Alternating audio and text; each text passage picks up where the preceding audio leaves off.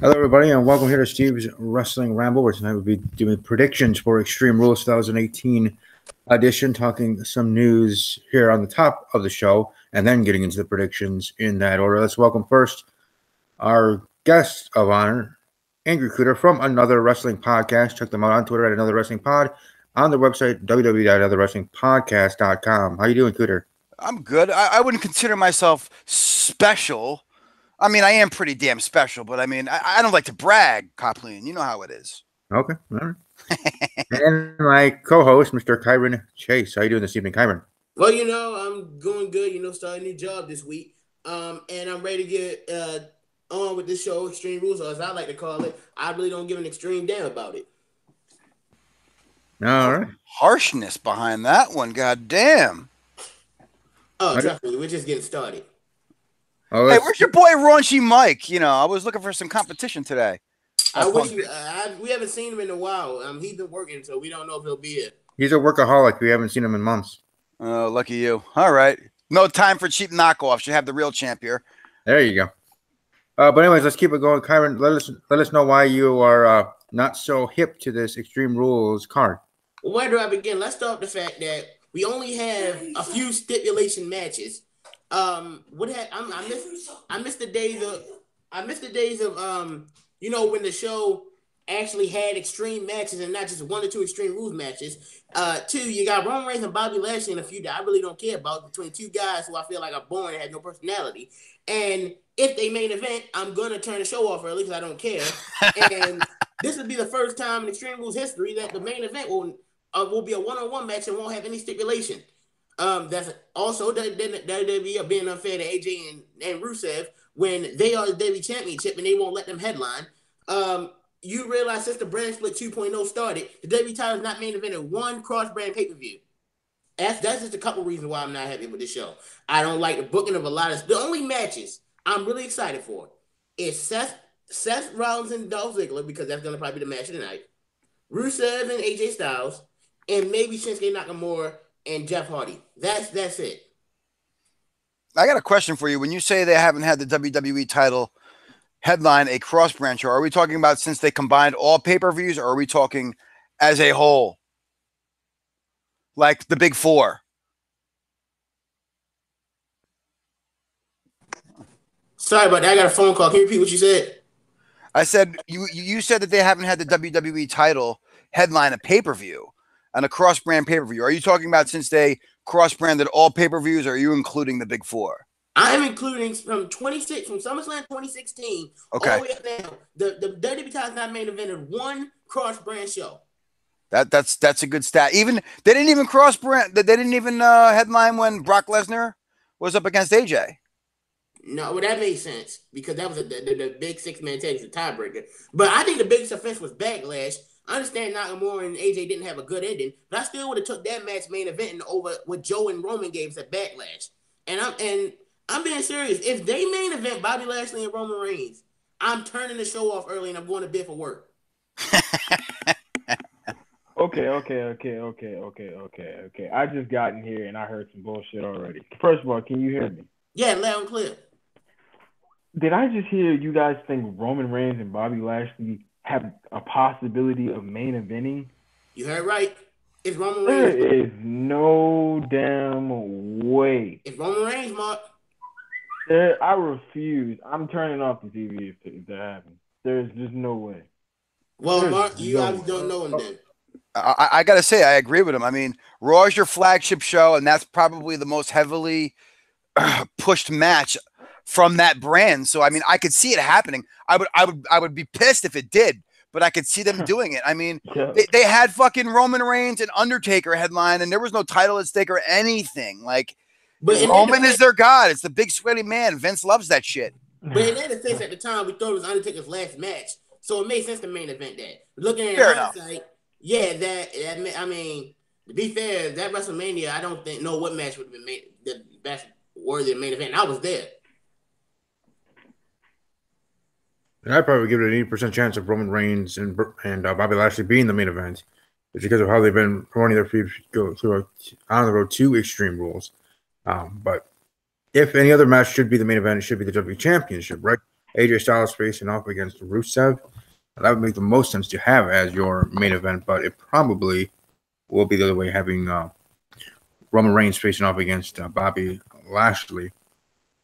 Well, let's welcome Blue X Demon X. What are your thoughts on this topic, and what match do you think is going to main event at Extreme Rules?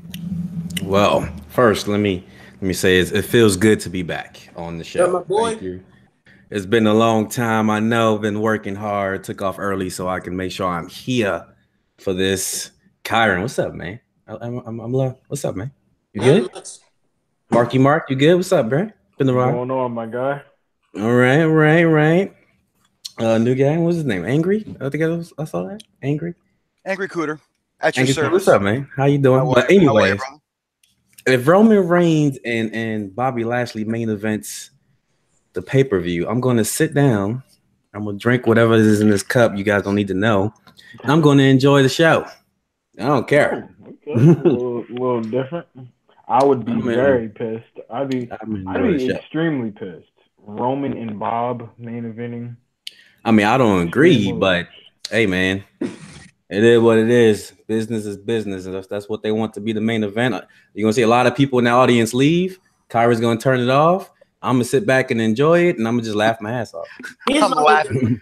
We could give AJ Styles the cover of the fucking video game, but we can't let him main event a pay-per-view. That's fantastic. And you know it's going to be, if they main event that last, remember Royal Rumble 2014 was in the same building, and they tore that show apart. You think if Roman Reigns and Bobby Lashley main event, you're not going to hear beat the traffic, boring? And then the worst thing is they're not even making this a no disqualification or Extreme Rules match. If it has some stipulation, I might be into it, but it's a regular match. Just like pretty much every other match in the card. It's like 2 matches that have stipulations to it. Whereas the only ones I could think of was the Extreme Rules Women's Championship match and the Steel Cage match. It's the only ones I could think of. It's probably it after that. If you want to count the Iron Man match and the Shark Cage match and the tables match on then that's it. And that's on the pre-show. And that's on the fucking pre-show. Exactly. You think I don't want to see a tables match between the New Day and Sanity, but I want to sit through a match between Alexa Bliss and Nia Jax with Carmella and Asuka? Get out of there with that. Oh, this makes me so happy. But I to be quite honest, I'd actually make it a certain guarantee that it probably will be Roman Reigns and Bobby Lashley to close out the show to be the main event, which means Mark and Kyron will be ending their viewing early. And I probably would be like Blue. I'd just be sitting there watching the match, looking at Twitter, seeing people's reactions of it being the main event and hearing the crowd, because they are going to be in Pittsburgh, Pennsylvania, I believe, this Sunday for the pay-per-view, and how smart that crowd can be as well. So all the chants, kind of like last pay-per-view, you know, Kyron, you were sharing that on Twitter of all the chants that were going on during the Roman Reigns Jinder Mahal match. So just think of what you're going to get now in Pittsburgh if that match is the main event, let alone at all at any point in the card, right? Like, let's say that match starts off the show, Kyron. What do you think the response would be if that match started the show instead of ended the show? Well, I can tell you that we couldn't. That wouldn't even happen in our dreams, because Vince wouldn't dare have Roman Reigns kick off the pay-per-view. But if it did, I think the fans really wouldn't care. But I think they'd be less hostile to it, because let's be honest, if you make fans sit through 11 matches and a 4-hour show and end it with Roman Reigns and Bobby Lashley will probably be a slow match, you're just gonna have the crowd more angry. Here's what I would recommend: if we're either end the show with AJ and Rusev because the WWE title match, and it's 2 people the fans care about, or end it with Seth Rollins and Dolph Ziggler for the IC title in a 30-minute Iron Man match, because it's going to be the match of the night, and that's the match that almost everyone cares about the most. That's how you get out of the situation. I mean, I'm just looking at this card as it's a pretty weak card, to be honest. And if you had people sit through that weak card for 4 hours and give them Roman Reigns and Bobby Lashley to end it, then that's just gonna anger the fans even more.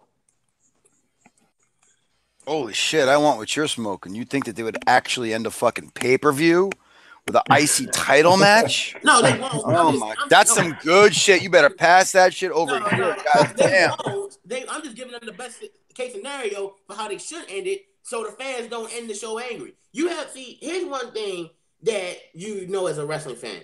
You almost rather have a terrible show end good than a bad show end bad. A terrible show end good than a good show end bad. Because if you have a decent show and with a poor main event, then everyone's gonna look at the whole show poorly. But if you have a decent show and with a good main event, everyone's gonna say, okay, it wasn't that bad of a show. So while Roman and Lashley is gonna be the main event, if you end with Rollins and Ziggler, Styles and Rusev, you're gonna send the fans home happy with a good match.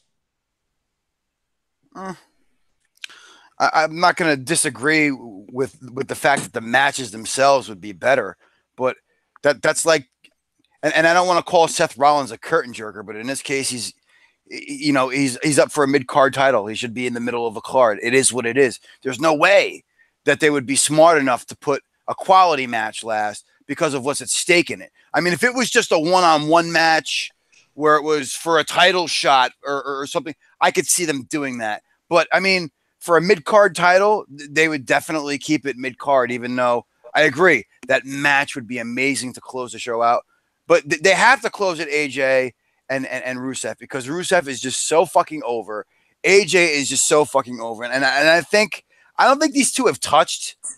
I don't think they've had a match. So I'm really looking forward to the potential chemistry that these two fucking bastards will have in this ring, because I really think AJ is going to make Rusev look good. Not that he needs any help, because Rusev is awesome in the ring in his own right. But I mean, when you're up against somebody like AJ, he can have that fucking glorious match with a broomstick, as that saying goes, man. I'm telling you.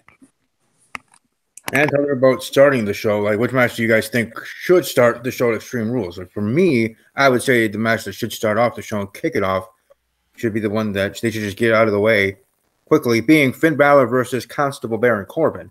I think that match should be the one to start off the show and go from there. So get your guys' thoughts on that. Mark, what do you think? I'm not even gonna lie. I honestly forgot that was even in the match card. That's how that is how irrelevant it is. And unfortunately, I like Finn Balor, but they just do not know what the hell to do with him. Honestly, just get that match over with, man. So I feel like that should be the match to start off with. I agree with you. After that, I mean, they could do whatever they want, but I truly forgot all about that. When you said it, I was like, oh, crap, dang, that match. I'm going to tell you why you're wrong, because I need a piss break, and I'm a fan of the hot opener.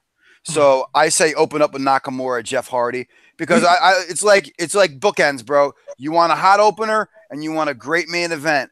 And you open with Jeff Hardy, Nakamura, you close with AJ and Rusev, and then you put the shit sandwich right in the middle of the two pieces of bread. Bada bing, bada boom. We put Baron Corbin and Finn in the middle so I could take a nice piss, maybe grab an extra beer, a bag of chips, and Daddy's happy. You took the words right out of my mouth. I was gonna say the exact same thing. You start with Hardy and Nakamura. Honestly, I'd be fine if Corbin and Balor was on a pre-show and New Day and Sane was on the main show. I mean, you look at, and I said this time and time again on Twitter, and I'm going to reiterate it. Finn, what did they do to you? Remember in NXT when he was one of the coolest guys in WWE? Now he's just smiley Finn. I'm tired of it. Why is it that everyone, and not just Finn, everyone that succeeds in NXT, Vince makes it his mission to ruin them on the main roster? Finn, Bobby Roode, not Nakamura for a while. Who else we got? Asuka. Why is it that when you do good NXT and then come to the main roster, they don't know what to do with you? This is why I'm dreading certain wrestlers coming up, because you know what they're going to do. And then you got Finn, who went from being a first Universal Champion to being one of the coolest guys in WWE to being something I really couldn't care less about. Same thing for Bobby Roode. Dude, God was the best heel in WWE and NXT. Now look at him. I think I'm done with my fourth rant. I'm not done ranting tonight either. Let's talk about that. Blue, what match do you think should start off the show? I think it should be the 30-man Iron Man match, actually. I think Ziggler and Seth would make a great opening to kick off the show, get hyped and go crazy for that nice opener, and then, like old boy said, a shit sandwich in between. Yeah, another one a fan of that hot opener, bro. I love that hot opener. Yeah, definitely. I think Seth Rollins and Dolph Ziggler is going to put on a beautiful show for 30 minutes. So I think that should kick it off. Yep. And Yakuta, what match do you think, or what match do you think should open the show? And also, like, I mean, with the WWE title, if you have that as the main event. I told you. You open up with Jeff Hardy and Nakamura. That's the hot opener, bro. That's that. I was way ahead of the curve on that one. I can't. Listen, I flip channels too, bro. I got a little second TV, so you know, if you think I'm gonna watch Nia Jax and Alexa Bliss, I'm gonna watch Alexa Bliss walk down to the ring, and then I'm gonna change the motherfucking channel. You know what I'm saying? And then, you know, there you go, Mark. That's what I heard. Goddamn right. I'm gonna fucking do what I gotta do, and whatever is on TV. I mean, I might watch the Slut Wives or whatever it is on some stupid, because I will not watch that shit. I will watch anything but like, and I hate saying that because I think Nia Jax is a talented chick. I think she's a great talent. However, I don't see any good chemistry in the matches that we've already seen between Alexa Bliss and Nia Jax, regardless that there's an added stipulation. Ooh, so she's going to be able to hit Nia with a kendo stick. Whoopity-doo. Oh, shit. She's going to fucking hit her with her fucking makeup bag. Get the fuck out of here with that bullshit. Like, I want to see, you know, a believable match. I'm tired of this whole David versus Goliath female angle. Enough of that shit. Amen to that, brother. Amen to that. And it's like I've been saying, you have Sasha and Bayley, they're treating that angle like a joke, even though they gave us arguably the best women's match in WWE history and TakeOver Brooklyn 1, which, and I always go back to this match because it's unreal how good it was.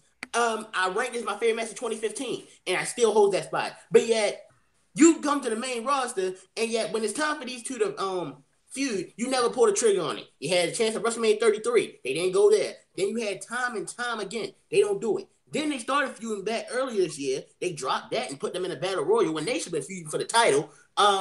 Then now you want to do it when it's almost too late. And instead of taking it seriously, you give them a thing with Dr. Shelby. It doesn't work like Kane and Daniel Bryan, because Kane and Daniel Bryan were meant to be played for comedy. This is not. So why are you treating it like so? Yeah, they ruined that. They ruined that whole fucking thing because you finally got Bayley to get that crowd behind her again with a slight heel turn. It was the best crowd reaction she's had in about a year and a fucking half. Okay? It's been terrible what they've done to that poor girl. And what sucked is you could tell she was conflicted in doing it because she's so hard on about being this, you know, role model for the little girls. Like, she wants to be that female John Cena character, you know, never say die and all this other bullshit. Meanwhile, the crowd could care less, and you finally get them behind her. And now what do? You ruin it with a Dr. Shelby angle. Oh, kill yourself. Whoever wrote that shit sandwich should fix themselves a glass sandwich with extra onions. Bon appetit, bitches. You see, originally when I heard they were going to do Dr. Shelby, I had good feelings about it. I put a video up. I was like, yeah, you know, Dr. Shelby's back and this and that. I was excited. And Mark, what did I comment on that video, Mark? And you know, like I had that slight feeling that it was not going to go as planned as well, and that slight feeling was right. You know, when you bring back old characters like that, you always gonna have that moment where it's not going to be the same. You know, the first time it happened, it seemed like it was natural. It was cool. It was funny. But sometimes you just can't repeat the same thing over again. And this whole Bayley, Sasha thing, whatever they're doing, is a perfect example of that. You just cannot repeat it. It's just not the same. It's not as funny as it was. We're barely even seeing Bayley and Sasha. We're getting like 30-second clips of them just talking and they just go back to Raw. So it's like whatever they're doing, it's kind of pointless at this point because it's just not working the same. Mark, I got to tell you, I'd like to compare this kind of segment to masturbating with sandpaper. There you go. That's what it is. It's beating it till it bleeds and then beat it for bleeding. It's fucked up. Yep. You couldn't agree more. And Cameron, I wanted to bring up a conversation back and forth that we were having about Sasha Banks. We were talking about Sasha Banks and Alexa Bliss. How I was talking.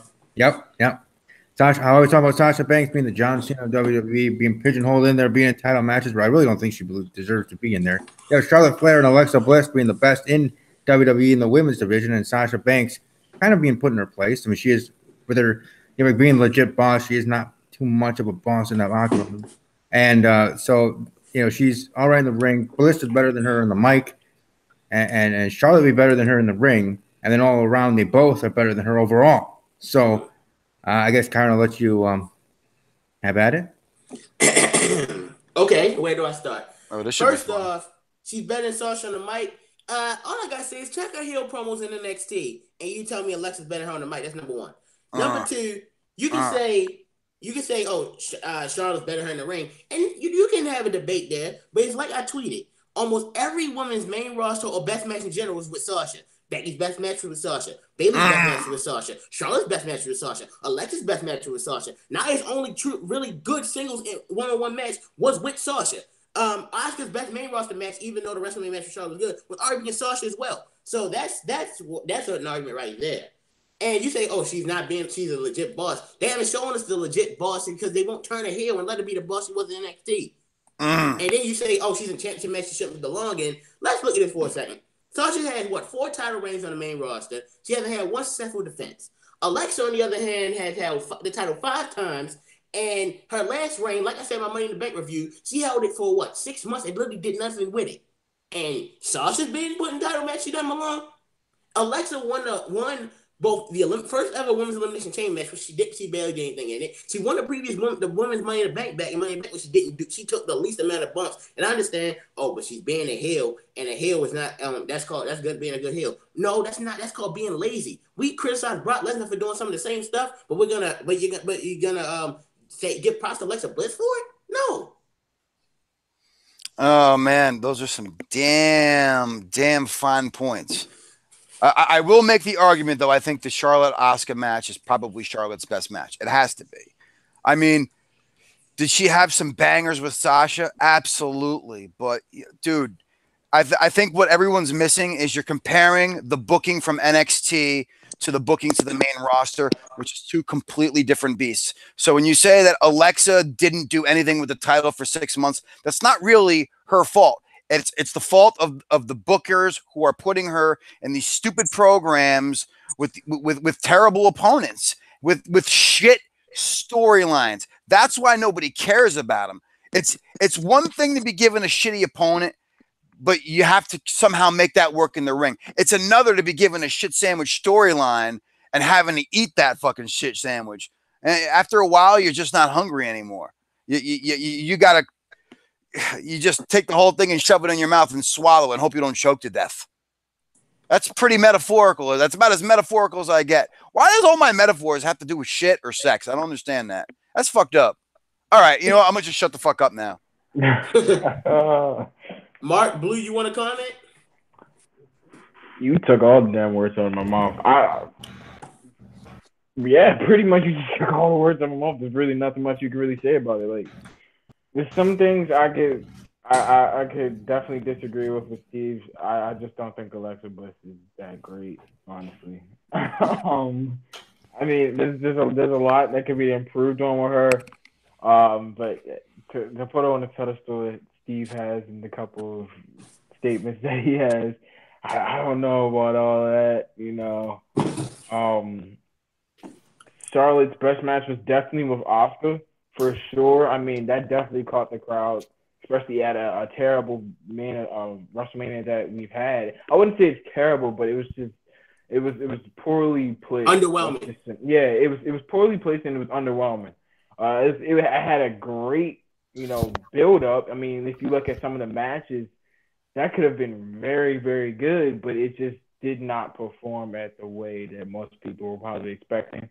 And, shit happens. So I'm not even going to be like, oh, it's all their fault. We'll just live with it. But, yeah, pretty much you guys said what needed to be said. And there's not really much you could say after that. I'm going to disagree with some of what he said. I got to let Dwayne talk. Go ahead, do your thing.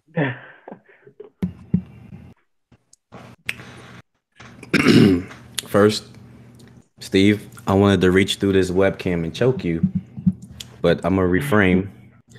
And Kyron, I missed you, my friend. My God, did I miss you.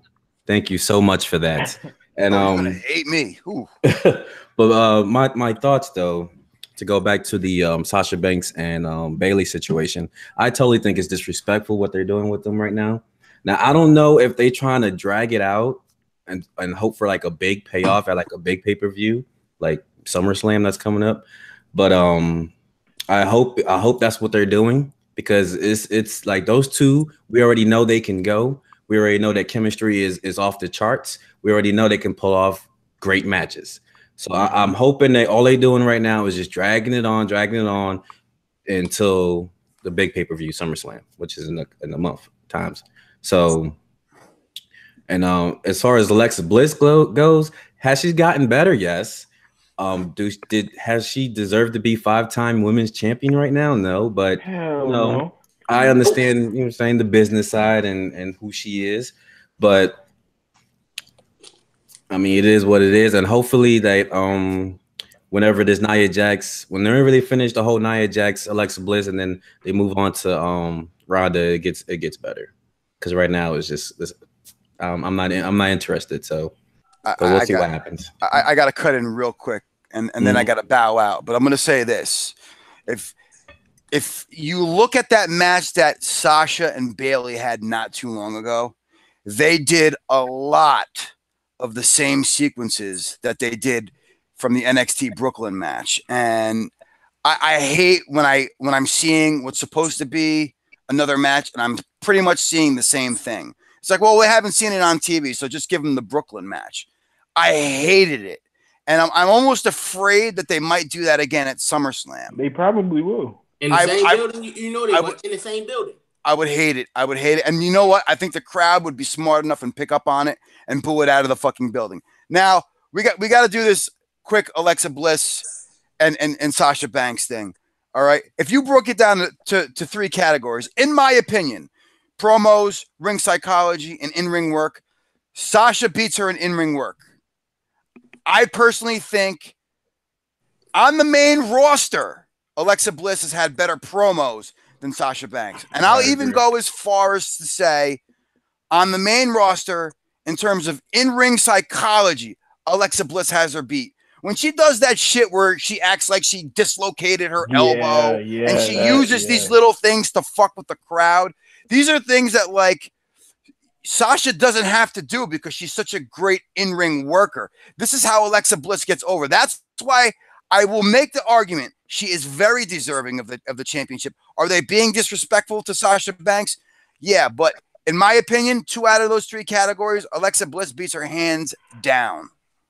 And then that being said, gentlemen, I bid thee farewell. Thanks for having me. AnotherWrestlingPodcast.com. Follow me on Twitter @AngryCooter. Bitches. Thanks for stopping by. We enjoy the rest of your evening, and for the rest of us, moving right along. Yeah, I mean, for me, I would really want to make sure that for this feud between Sasha Banks and Bailey, which will finally maybe even be promoted for SummerSlam, or keep the ball rolling on the Raw, right? To go the Raw after the pay-per-view the next night, because it's already being promoted that the results, quote unquote, of the therapy sessions to come out then.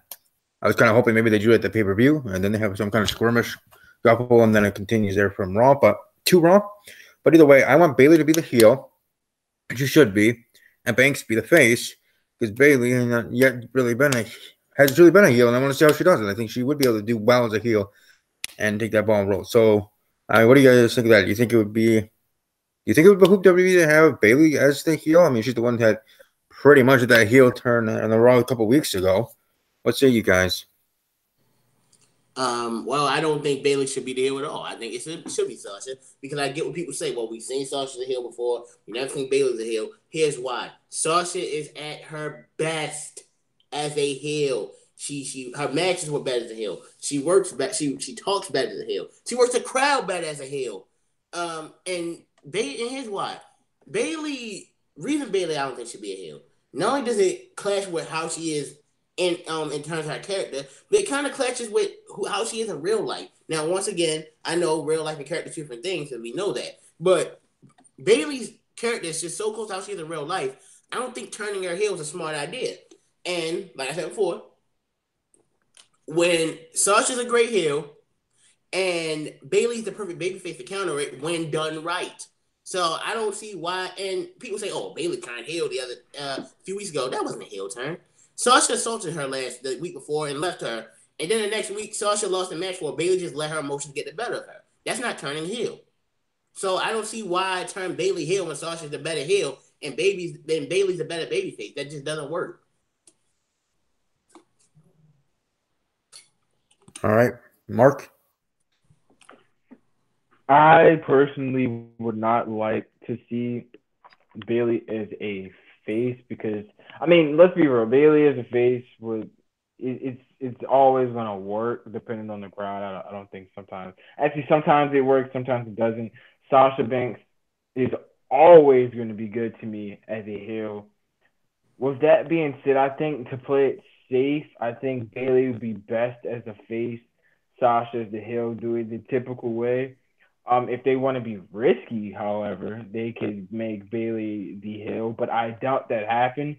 Especially how this whole rivalry has been going on. Not much has been going on that we could really like see and be like, hey, you know, this is right, this is wrong.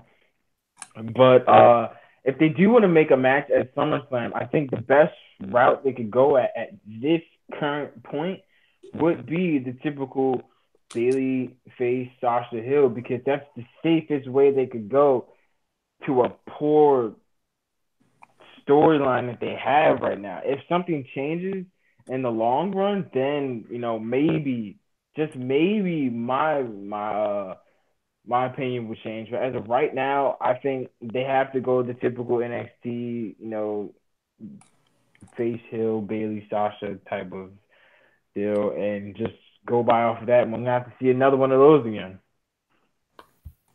Now, Blue. I got two scenarios with this one. I got the probable and then the crazy what could be. I'm gonna go with the crazy one right now. I would like we all know Sasha Banks is my boo and my bae, and we all know as the boss, she is better heel, and I think it will work better. I agree with Kyra and Mark. It will work better. Sasha being the heel, doing the boss thing. We already know what time it is, but I feel if they wanted to, they wanted that crazy, just off the wall, making Bailey heel, like, but not just like I don't know, not like a Alexa Bliss heel. Like if Bailey goes heel, it has to be a complete turnaround. You know what I'm saying? To make me invested in a Bailey heel turn. Not what she did when she, you know, what she did to Sasha Banks a couple weeks ago, where she pushed her down, cussed, whatever. That was just her being fed up with Sasha Banks. That wasn't no heel turner, as Kyron was saying. But as a Bailey heel, I would like seeing her walk down the ramp. You see a little girl ready to get a hug, and then she gives her like the hand to the face or something. I would actually love that. I'd be like, oh shit, okay, Bailey, I see you. But that would be like that'd be crazy. But I think the way it seems right now is just I think it's just Bailey being fed up with Sasha, and then Sasha just being Sasha, and I really don't see it as a traditional heel versus face. I just think it's just two females that just are sick and tired of each other and just fighting. You know what I'm saying? The way it seems right now. So I just hope this match at SummerSlam is good regardless. If we got a heel versus face, two females going at it, I just hope the match is good because I'm waiting on it. I've been waiting on it.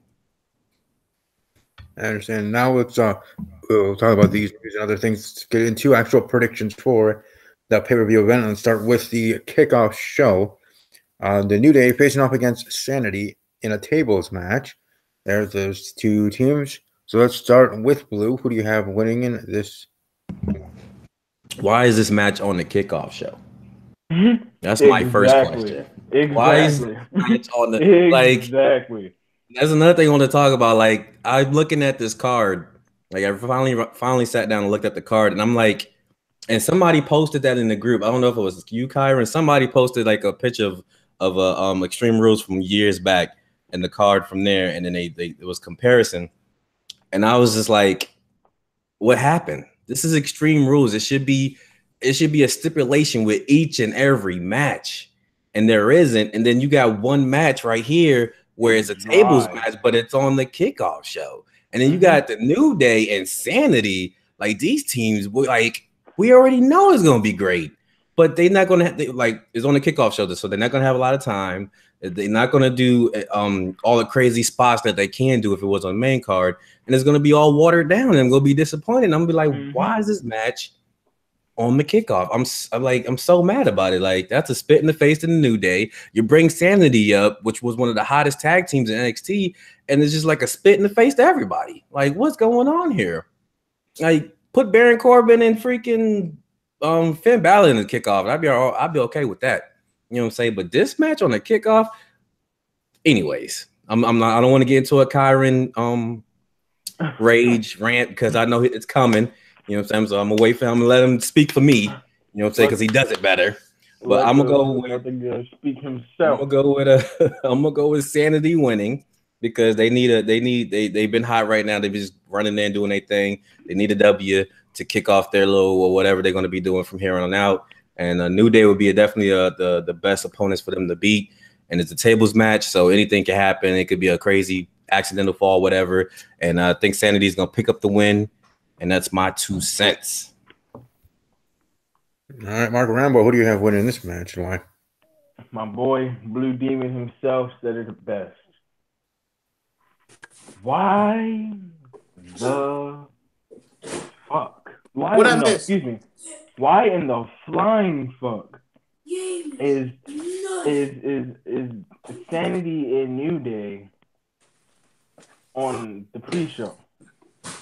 Now you see, I understand there's a lot of matches. First of all, I don't even know why. Mark. Yeah. You want to know why they're on the pre-show? Why? It's Sanity's punishment for being over NXT. You said what? It's Sanity's punishment for being over in NXT, which is why they might not even have him win the match.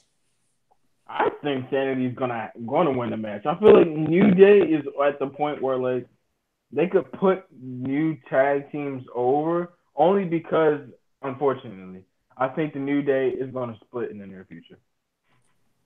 I think that's the only reason why. If they were like a year ago when they were still like, you know, New Day, and they were just like everybody was over, and it's the same way now, but they're kind of on a slight slope going down. If it wasn't for that, if they were in that predicament, I don't think Sanity would win. But because they're in this slope, this is the only reason why Sanity will win. And also to top that, Sanity is a new tag team. They're a young tag team. They're the future of SmackDown tag teams. They kind of need this one. I don't know about you guys, but I feel like it'd be best if they did win, because if they came off in a losing streak, I'd be like, man, I don't even care about them. Yeah. Yeah, I know, I agree. And before Kyron gives his thoughts, I'm going to give mine. I mean, waited so long. First, you have them called up with the Superstar Shakeup. Then you wait so long to actually debut them on SmackDown Live, part of the main roster. And now they have their first pay-per-view match against the New Day, and they lose? Like, what? You know, what's up with that? Like, seriously. That would make no sense to me, especially even more so on the kickoff show, let alone if this match actually did move to the main card and swap to somebody else, some other match else. But for me, my prediction is Sanity to get the win, and I would be about if New Day won, because really New Day is the point where you can disband them. So, Kyron, I'll let you give your prediction. I'm picking Sanity, but you guys talk about how you don't see how Sanity can already lose. They've lost 2 matches already. Their first match, they lost. So you say, oh, it's a WWE wouldn't let someone lose, but they already did that. They had them lose a 6-man tag to the Usos and Jeff Hardy, I believe it was. So, they've already lost, but I'm picking Sanity to win this match because really, there's no reason for them to lose, except for Vince's vendetta against NXT. So I'm going to give them the benefit of the doubt, and I'm picking Sanity.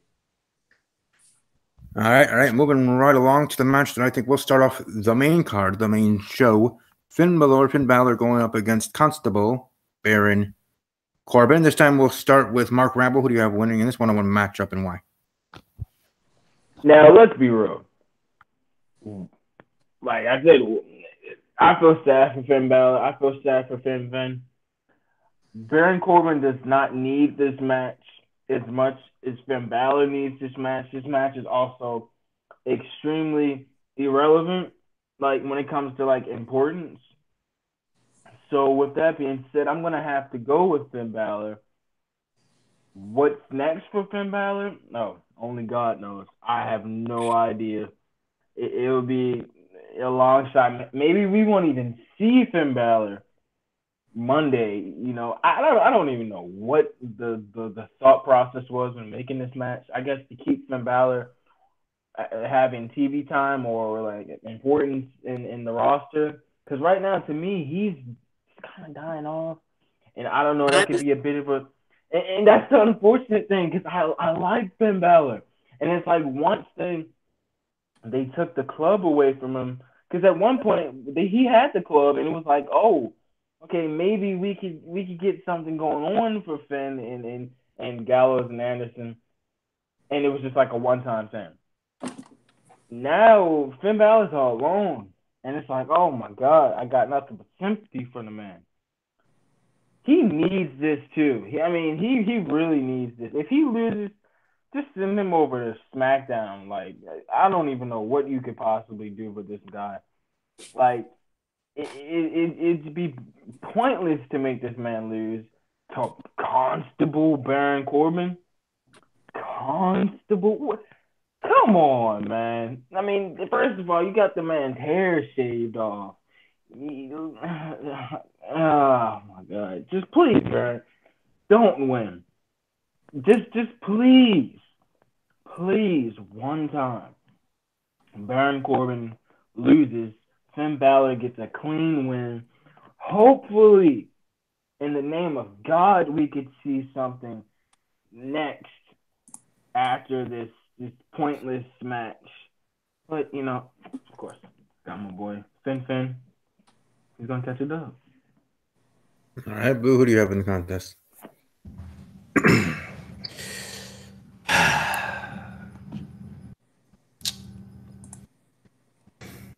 I feel your pain.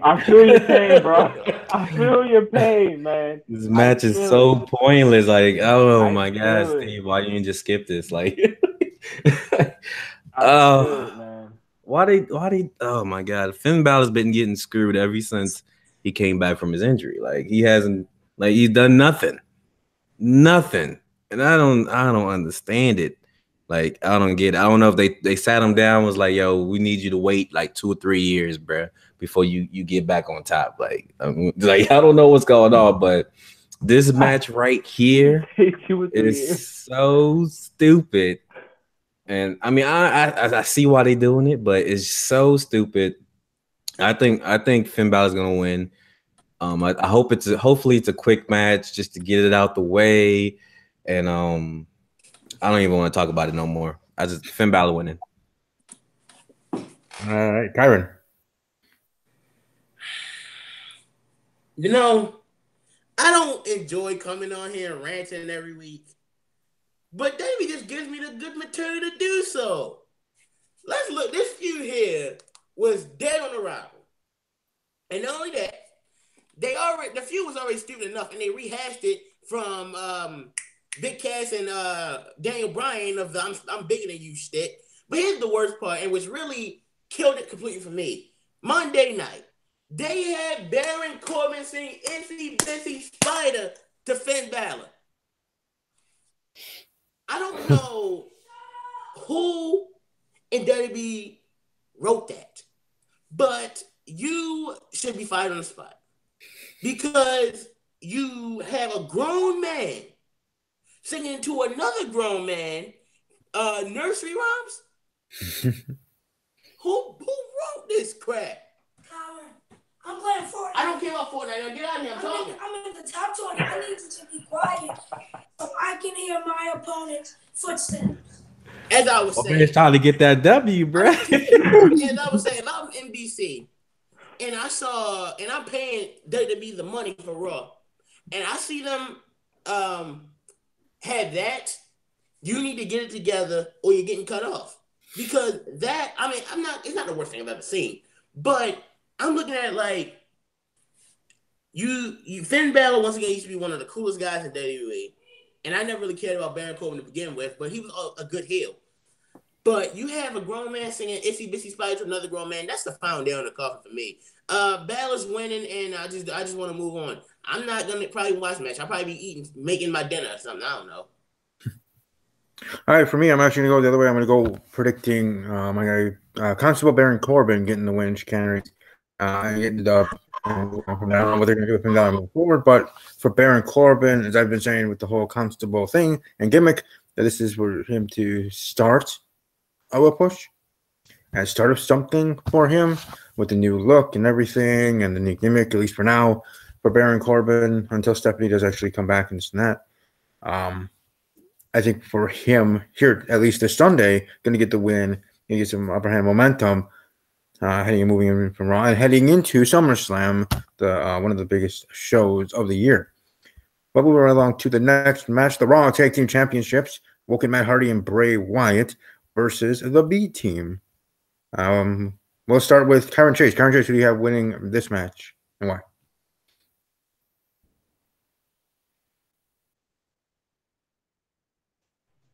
Kyron, he's coming. He's coming.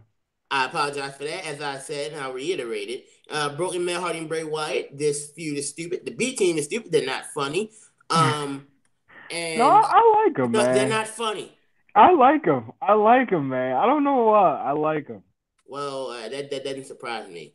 As I was saying, what is that supposed to mean? You know what I'm saying. As you know what I'm saying. I don't. Oh well, if you can't put two and two together, I'm sorry, but I'm just saying in general. Let's just have Matt and Bray win, move on to SummerSlam, get squashed by AOP, and drop the title to AOP. That's Matt and Bray. All right, Mark Rambo. Okay, first of all, I don't know what that means. Second of all, I just this is the thing with AOP. Unless they could just pull some miraculous push. Like I don't even AOP in NXT was just like unstoppable. They were in a sense, and they were unstoppable.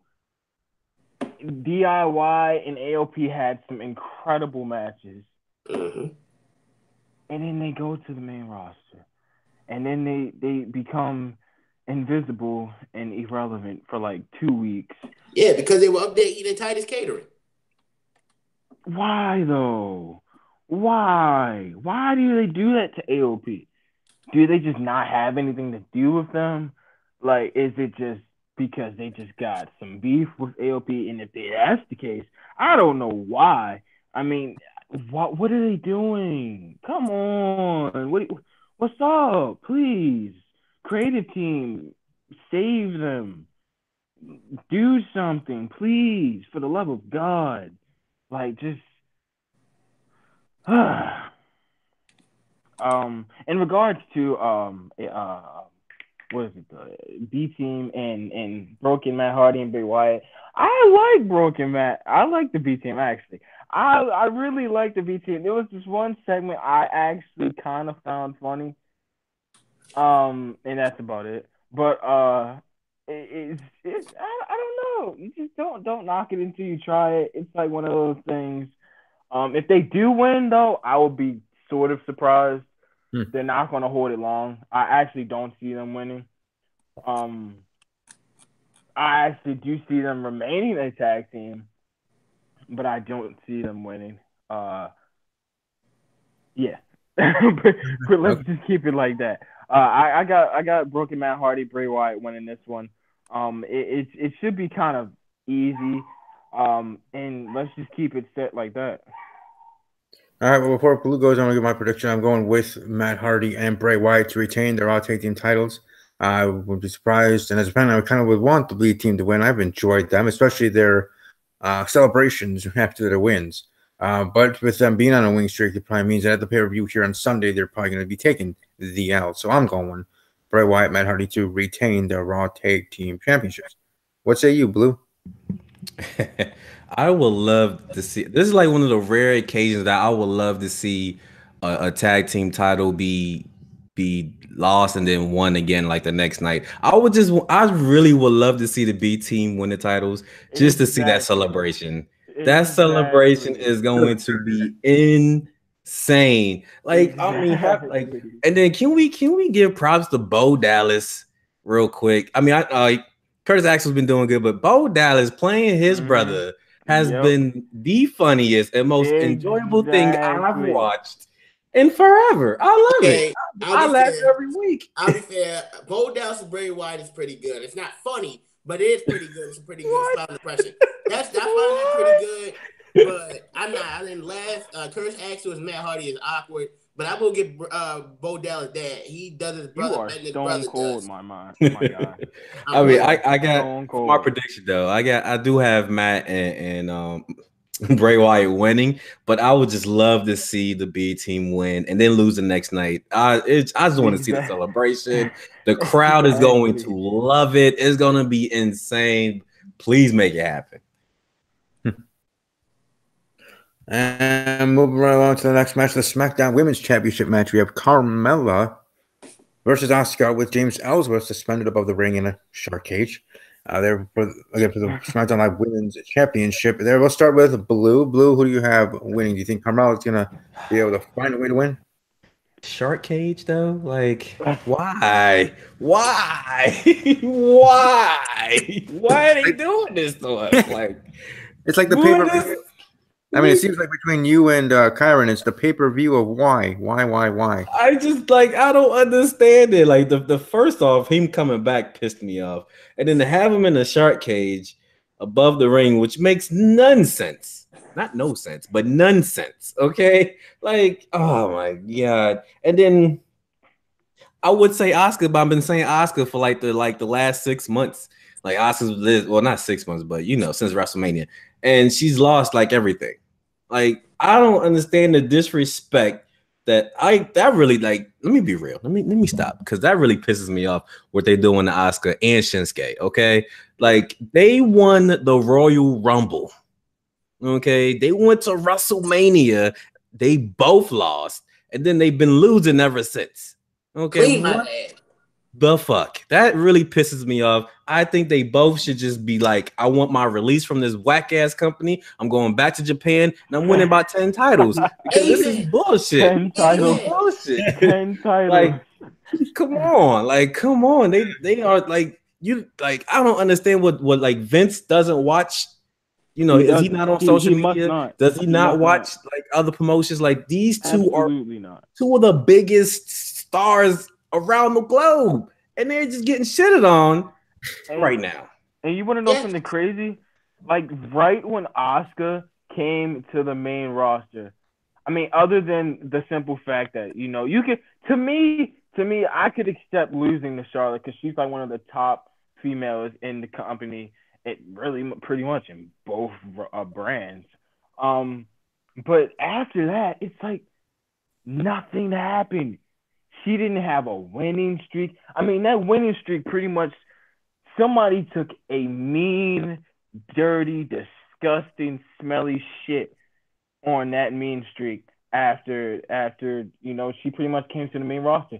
Because to the main roster, what it seems like it was irrelevant.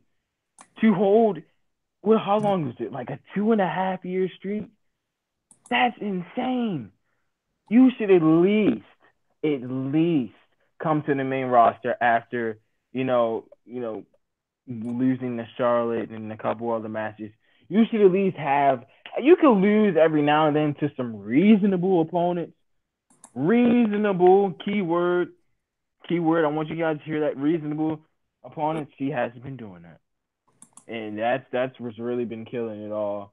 Carmella has been the champ, and surprisingly, she's been winning. I don't know why, but I just wanted to put my 2 cents in that because it just kills me, man. You're killing me, Smalls. You're killing me. Oh, one more thing. If I see Carmella do that moonwalk DDT this Sunday, I'm gonna fucking lose my mind. Okay, I'm gonna lose my mind. If she does that moonwalk DDT on Sunday, I might just turn off the pay-per-view for like 5 minutes because that's gonna make me upset. But I have Carmelo winning, unfortunately, because who's Oscar? Fuck her. You know what I'm saying? Whatever. So I got Carmelo winning for no reason at all. I just got her winning. All right, Kyron. And you know what? You're probably right. Yeah, she probably is gonna win. Yeah, I would like to go back a while. I want to go back to when Mark, Steve, and I did the TLC prediction podcast, which, as we remember, Oscar's first match on the main roster of the TLC against Emma. I sent that prediction video. I would give WWE around 6 or 7 months before they tried to ruin Oscar. And that was in back in, what was it, September, October? What? No, not October. That was around right before November, something like that. And they have her lose her first match at WrestleMania via tap out. That's strike number 1. Strike number 2, having to lose to Carmella at Backlash. And strike number 3, and especially the way she lost, which, pissed me off. And then strike number 3, having Carmella outsmart her every week. As if this was not the woman who was killing everything in NXT. I'm upset about it, but I called it. And Mark trying to tell me, oh no, they're gonna get it right this time. No, they're not, because they never did. I had faith, bro. You gotta stop having faith in them. I had faith. I told you stop being nice, okay? It does not. No, work. I'm not being nice. I was being considerate. There's a difference. Don't be considerate to them. They don't deserve it. That's why whenever anyone gets called up to NXT, people, you should be excited. It's one of your favorites. No, I'm dreading it. That's why I'm dreading the day Gargano. That's how I feel about I'm dreading the day Velveteen Dream comes up. Yeah, I'm dreading all of that. And I pray for Velveteen. And now they ruin Asuka. I'm tired of it. I'm sorry. I don't care. I'm tired of how they're doing Asuka. It's wrong, and I'm sick and tired of it. And and then they give us a shark cage match again. I'm thinking of a shark cage match. Remember at SummerSlam when Enzo's a shark cage doing his dance? No. That match was god awful. And now we're getting another shark cage match. And I guarantee you, Ellsworth is going to find a way to help Carmella win. And this time I ain't going to be angry. I mean, I'm going to rant on it in my review, but I'm not going to be angry. So Carmella's going to win because WWE does not like NXT or Asuka. And if WWE does anything right, they will have Carmella drop the title to Becky at SummerSlam because all they got good. Where does Asuka go? Well, after she tagged out Charlotte and now lost to Carmella, just another woman now. She's nothing special about her. She's been brought down to everyone else's level, just like everyone else in NXT. So Carmella's gonna win. All right, Mark Rambo, who do you have in the match?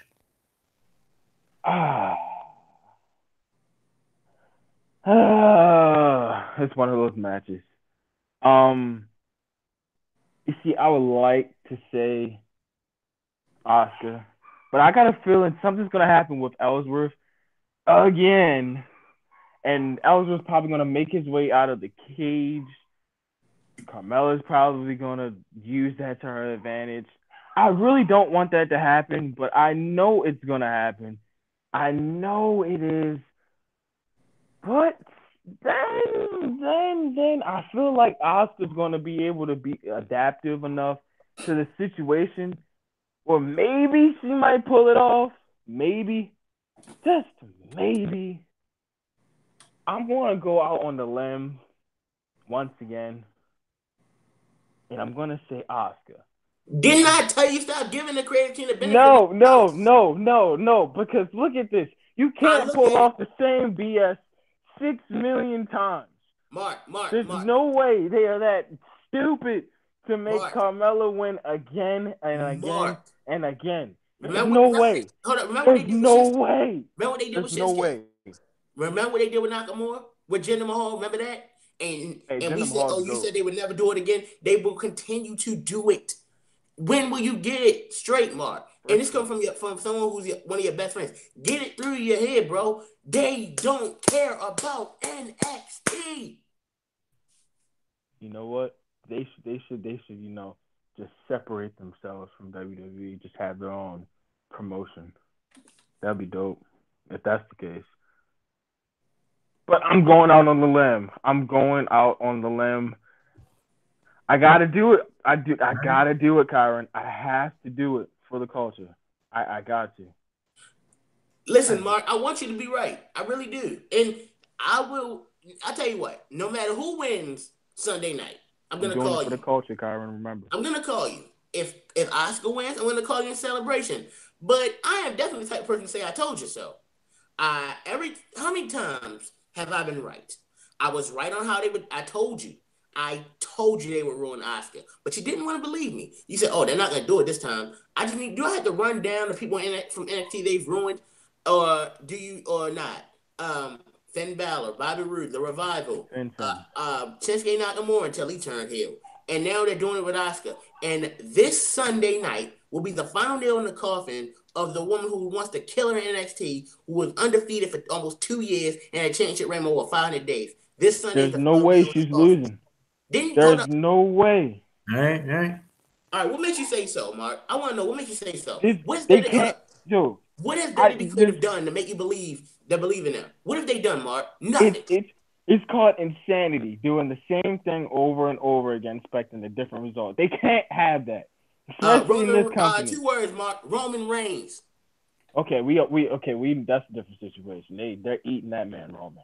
They're eating him. They want him to be John Cena. They are on that man's nutsack. We all know that. And that's just a different story. But Asuka is a different breed. She comes from a different background. Fine. Shinsuke Nakamura. Shinsuke turned heel. I mean, he's coming after nuts. And don't forget that's the secret weapon. Okay, fine then, Mark. I'll give you one better. From the time Nakamura came to the from the SmackDown at the WrestleMania 33, all the way up to before he turned heel. And besides winning the Royal Rumble, they had him. What's the wrong for? They had his moveset pretty much buried by Dolph Ziggler at Backlash. Then he had a piss poor feud with Baron Corbin, which led to RB's match. I don't need to talk about the stuff with Jinder Mahal. We know how god awful that stuff was. No, Jinder Mahal's a legend. Mark, stop! I'm not in the mood. I am not in the mood. Listen, I'm being dead serious. You see, this is the problem. You think I'm joking. Blue, they think I'm joking when I go on these tangents. I'm being serious right now. I never said you were joking. No, Mark thinks I'm joking. And you see what happened. They had Nakamura get pinned by Jinder Mahal twice, and that instantly killed. And I don't like to use the term bury because people that use the term bury at time don't know what bury means. But that was burial. Then he did nothing until he won the Royal Rumble. So I'm thinking, okay, finally they're gonna start doing good with him. He loses at WrestleMania, and I'll be honest, I was rooting for AJ, but I still said Nakamura was gonna win. And then he turned heel. I'm thinking, okay, this is good. Maybe he'll get the title. Nope, he loses that Money in the Bank. Even though I said AJ would win, Nakamura should have won that match. And it was dragged way too long. My point exactly. And you believe way too long. And you believe after they didn't give the title to Asuka. Forget WrestleMania. That's how I feel right now with Asuka and Carmella. It's being dragged way too long. But you believe too long. That's why I think Asuka should win. I think Asuka should win. She should win in under a minute. But we both know WWE. It's the same thing. I'm gonna say this again when we get to SummerSlam when Ronda faces Alexa. I'm gonna say the same stuff how the match ended in a minute, but they're gonna make it competitive anyway. So what? Like I said, WWE's main roster creative have literally done nothing to make me believe they'll give Asuka the title. As a matter of fact, they're gonna have Carmella win. I would try they had Carmella win cleanly.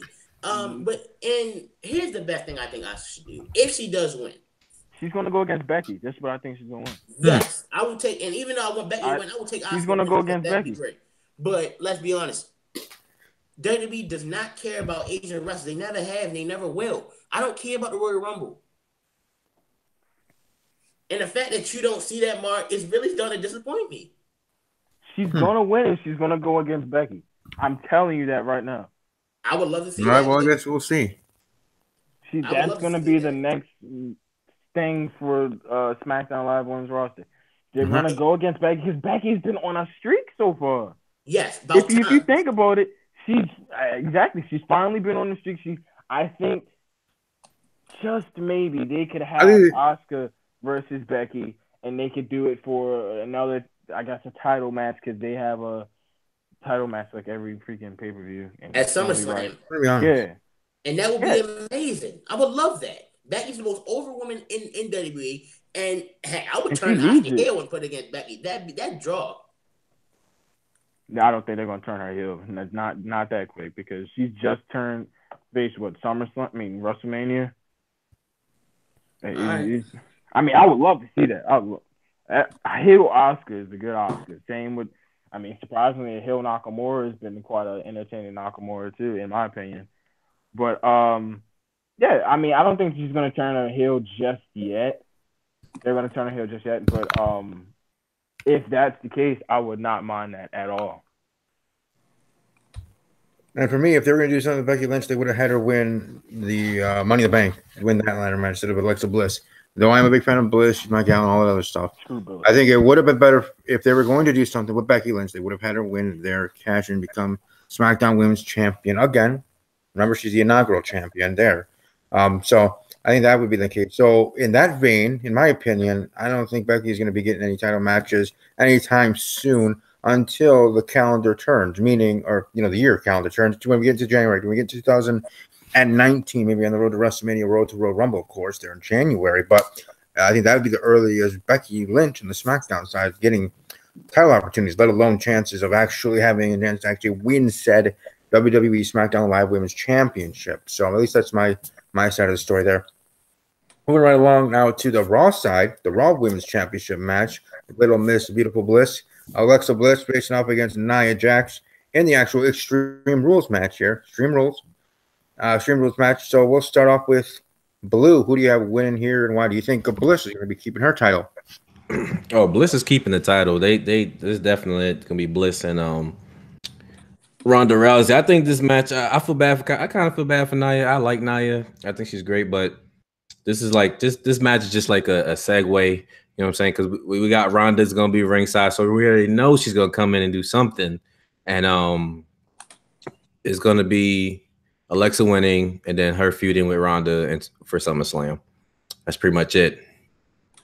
All right, let's go to Karen Chase. Alexa, because of Ronda, I don't care about this match, and I don't feel like going another rant, so Alexa's gonna win. There you go, Mark Rambo.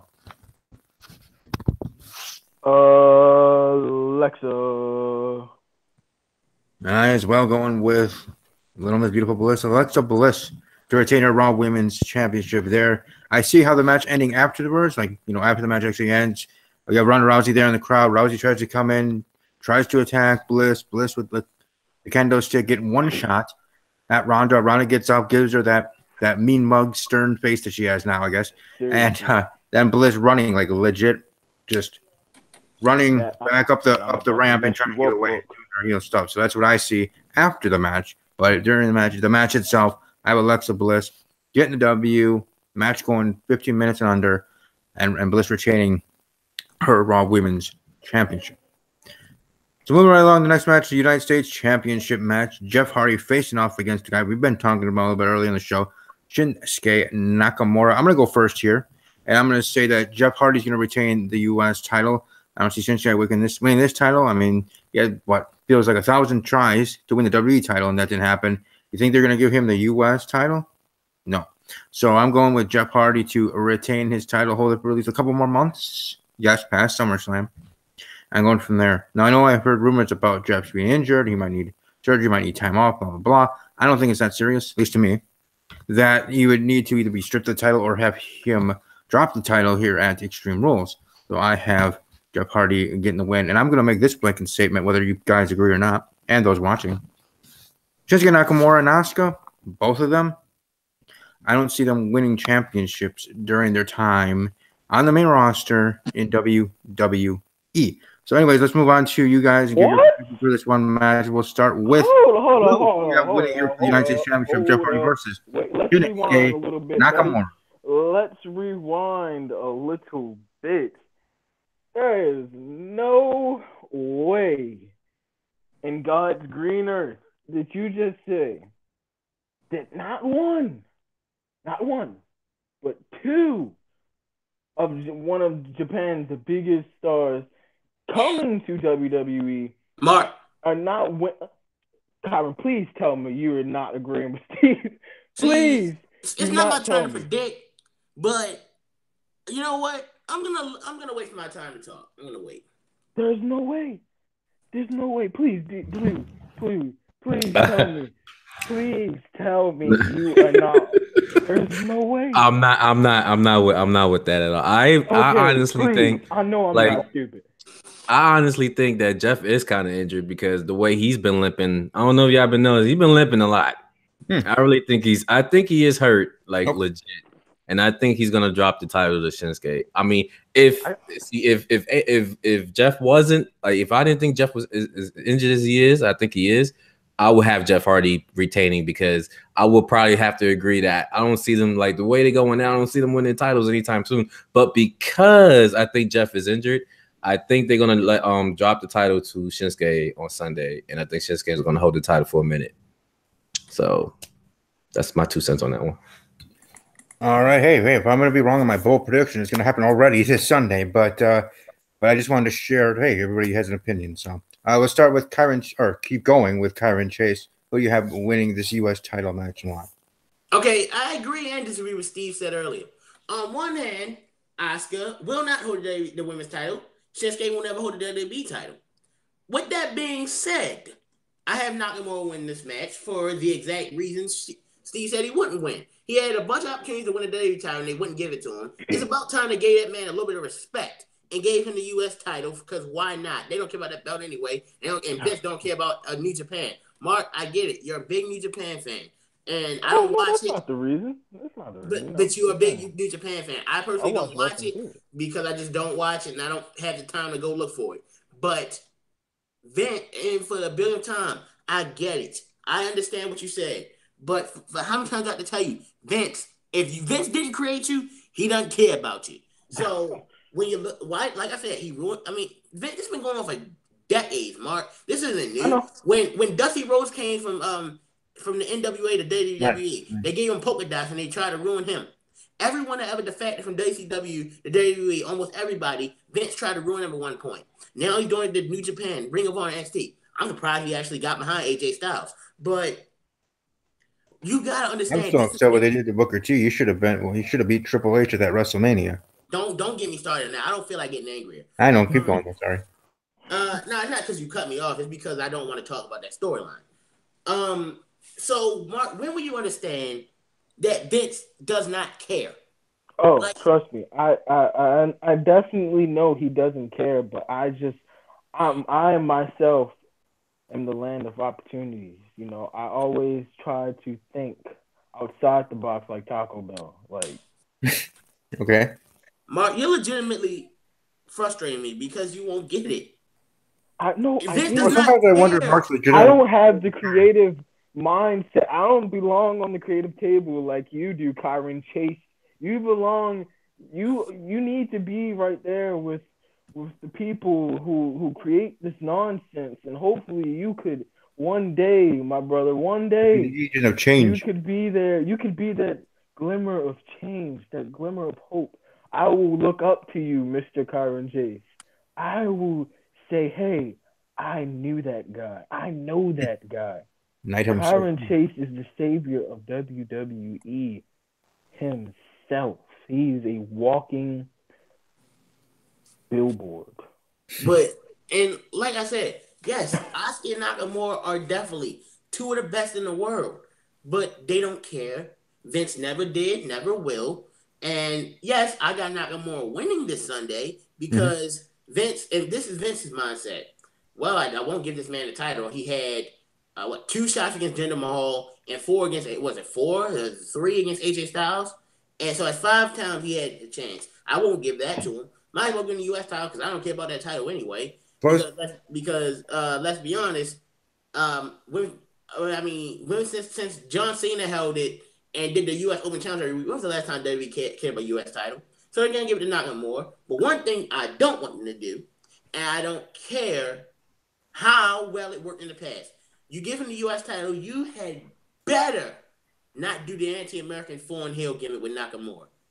You better not. Amen to that. All right, so let's just go right down the road pretty quickly here. I don't know. I mean, we've been on a tangent about something else, but wait, hold on. Yeah, you guys were listening to here. All right, sorry. Intercontinental Championship match being next. Dolph Ziggler versus Seth Rollins, 30-minute WWE Iron Man match. A match that in its own right should deserve to be the main event, but it won't be. But who do you guys have winning in this one? Do you think Seth's going to be taking back his title? Kyron Chase. finally, something good I can care about, and I don't have to rant. I think this match is gonna be amazing. Obviously, you watched the two matches those two had on Raw. I mean, personally, I was disappointed WWE did McIntyre and Rollins on Monday, not because it wasn't going to be a good match, because I felt like that could have been a money match for SummerSlam. I mean, you could have Seth take the title back on Sunday night, then do him and Drew at SummerSlam for the title. That'd be great. But I'm picking a Ziggler to win the match. And I think it's stupid having McIntyre at ringside, but that's going to play into something. Here's what I would do. I don't think they're going to do it. I would have, with McIntyre being there, Seth should bring in some back of his own.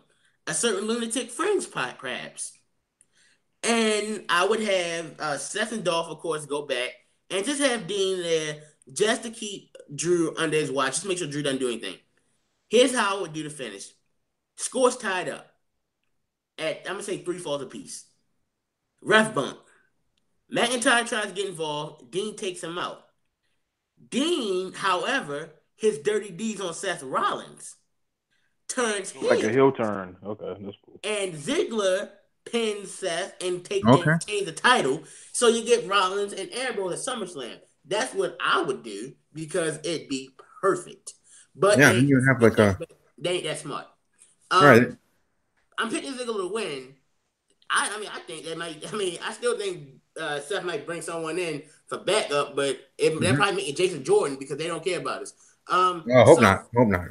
Yeah. I'm picking Ziggler to win, and I hope they do my great idea, but they won't. Blue, who do you have winning? Do you think Ziggler? Do you think Ambrose is going to show up? I would love, Ambrose is my boy, but I don't think he's going to be showing up until SummerSlam. I agree.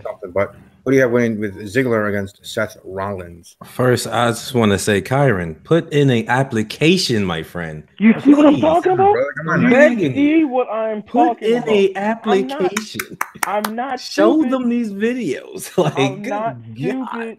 That was beautiful. Like, bro, you need to have a highlight. You need to have a highlight reel.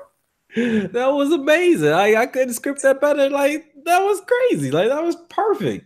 That's exactly how I want the match to go. Like, I'll go in. That would be nuts, but I don't think they're gonna do that. But that would be insane. But I got Ziggler winning. I think this is gonna be match of the night for sure. There's no doubt about it. This will be match of the night. I got Ziggler winning.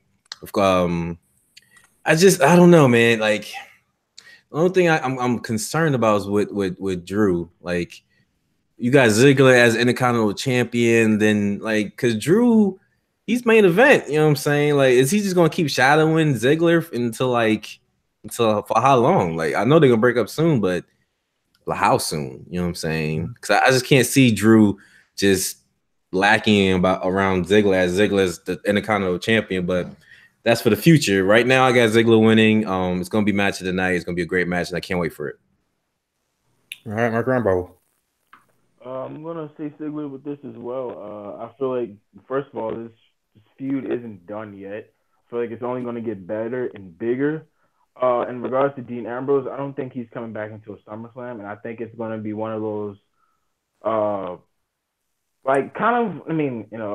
a surprise, but surprise, and then it will affect somebody else's stature in the I guess you could say, in whatever feud they're in. And it's quite possible that it might be Seth Rollins, because I think either Drew or Dolph are going to go against Seth Rollins in SummerSlam, probably for the IC title. It's going to be one of them.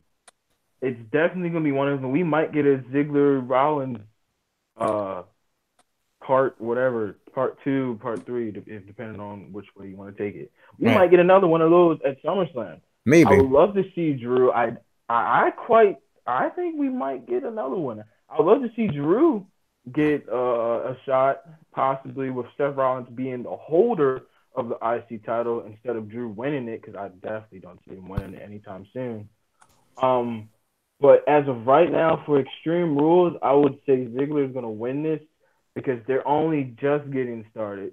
I definitely do not think this situation is done, and it's only going to get better.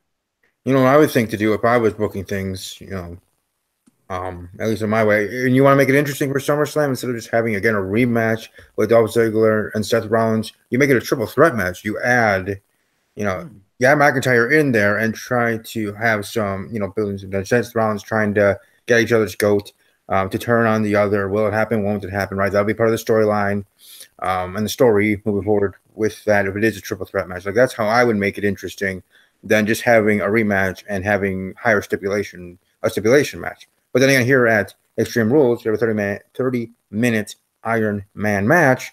So what exactly we're going to have at SummerSlam, at least stipulation-wise, I should be better than that. What, last man standing? Anywhere falls or falls count anywhere, I mean?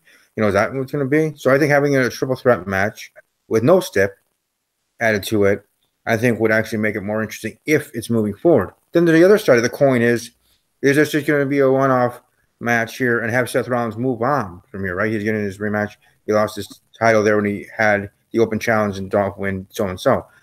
What could maybe Seth Rollins being in the Universal title picture at SummerSlam?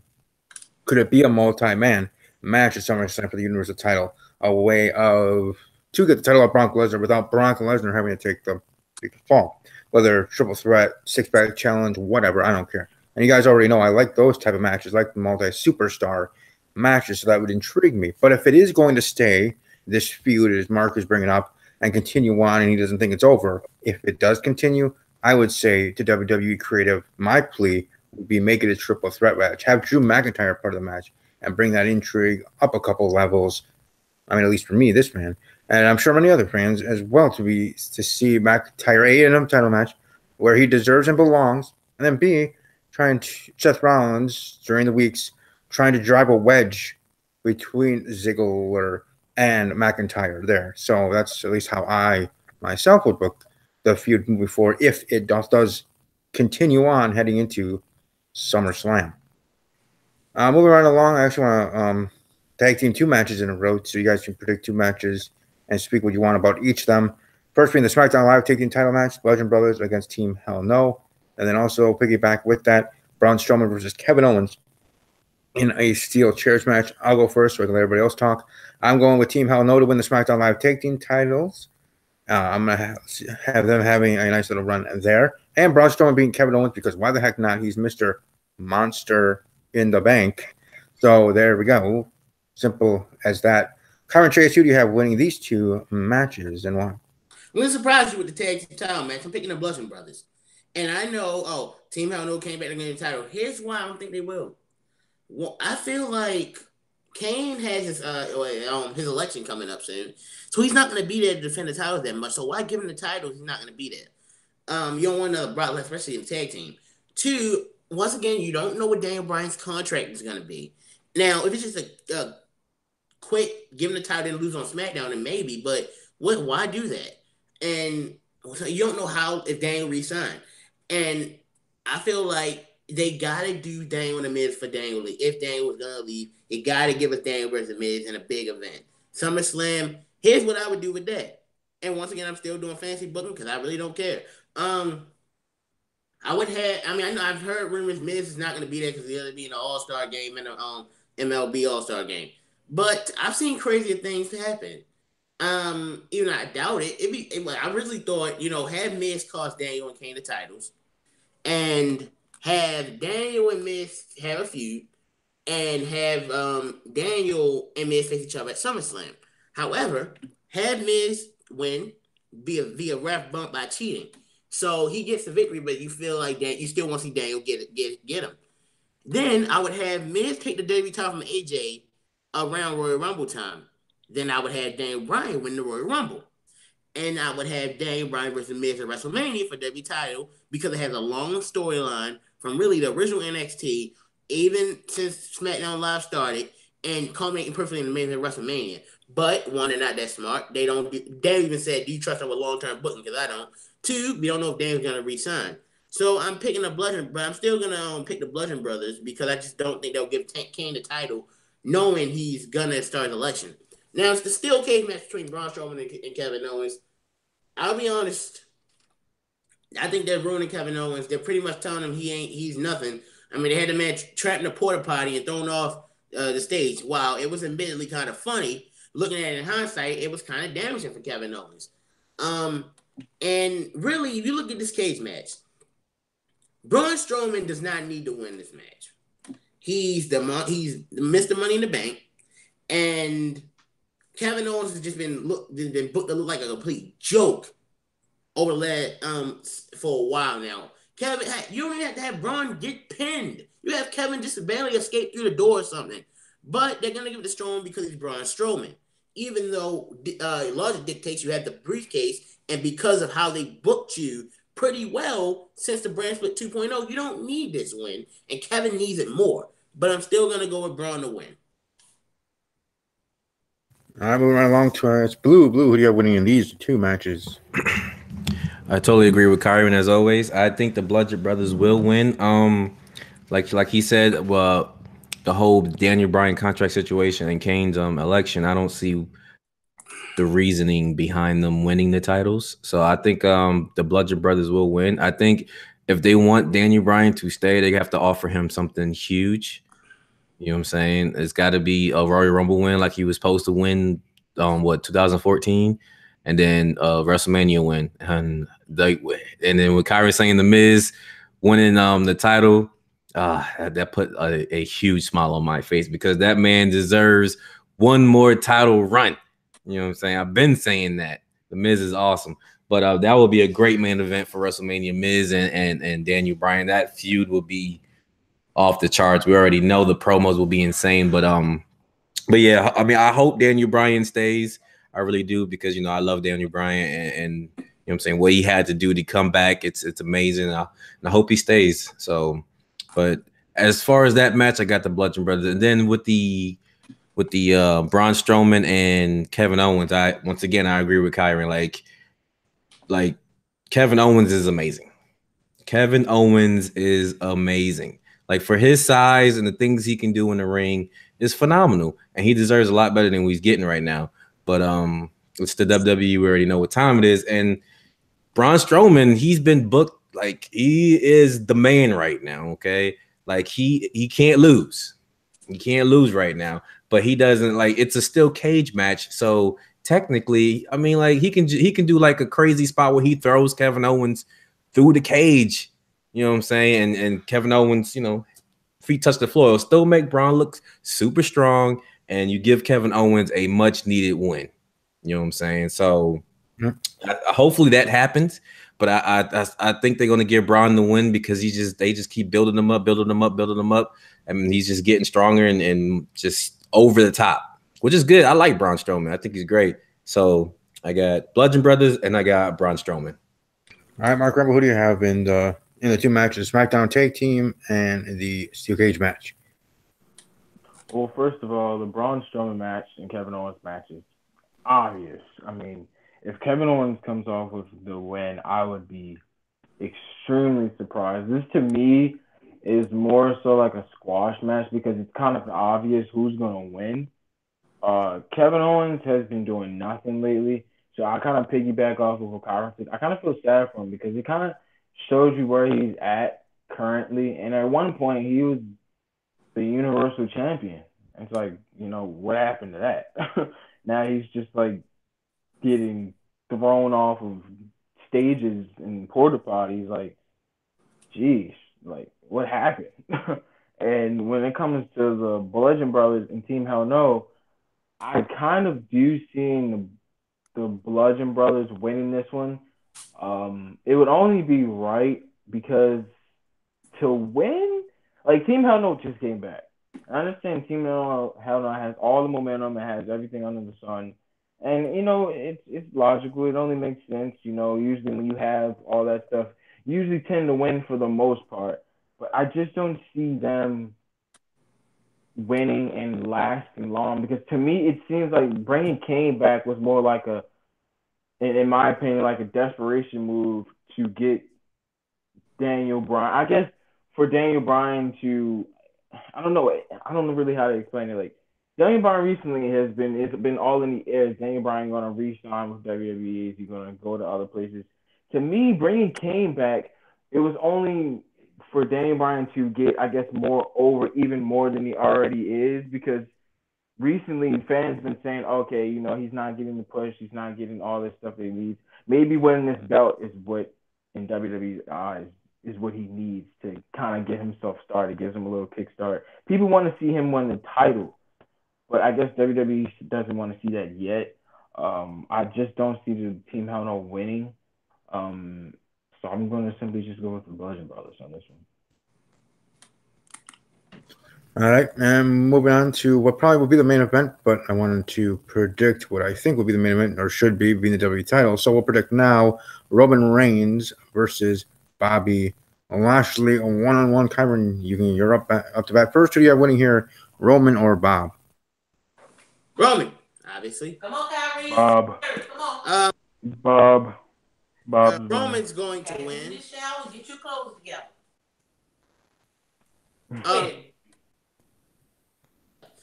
Roman's going to win this match because he's Roman Reigns. Now, if WWE's gonna run the sympathy angle for Roman, then Roman.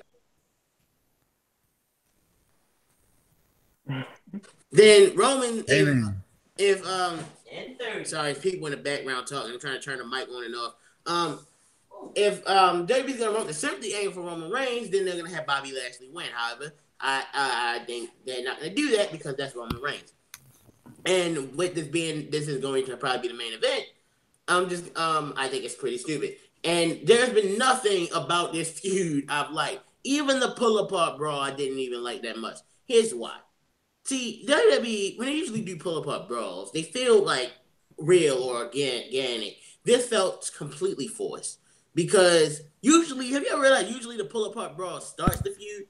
But here they wanted to end it because they had nothing else that the fans would have cared about. Like, look at when Cena and Lesnar had that pull-apart brawl back in 2012. When Lesnar legitimately busted his mouth open. That looked real. When Taker and Brock had theirs, that was cool. And even spilled to the backstage.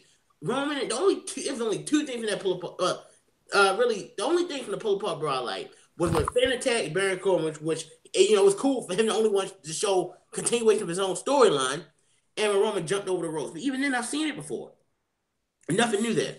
And here's what I just want to say about if this being Extreme Rules. Look, man, I'm just saying in general, I've been to Extreme Rules twice. I went 2010 and I went last year.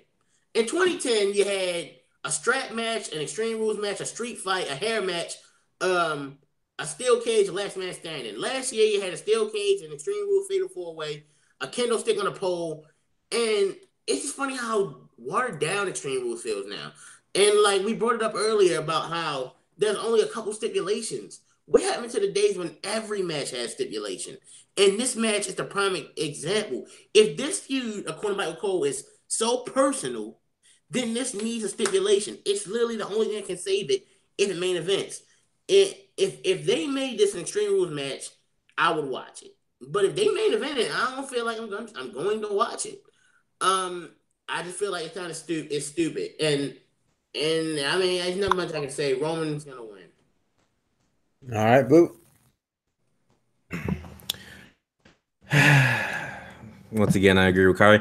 I really hope that this isn't the main event because, like, that crowd is gonna just, oh my god, like, it's gonna be 10 times worse than when Roman and Jinder went at it. It's gonna be booed out of the building. It's gonna be just ridiculous.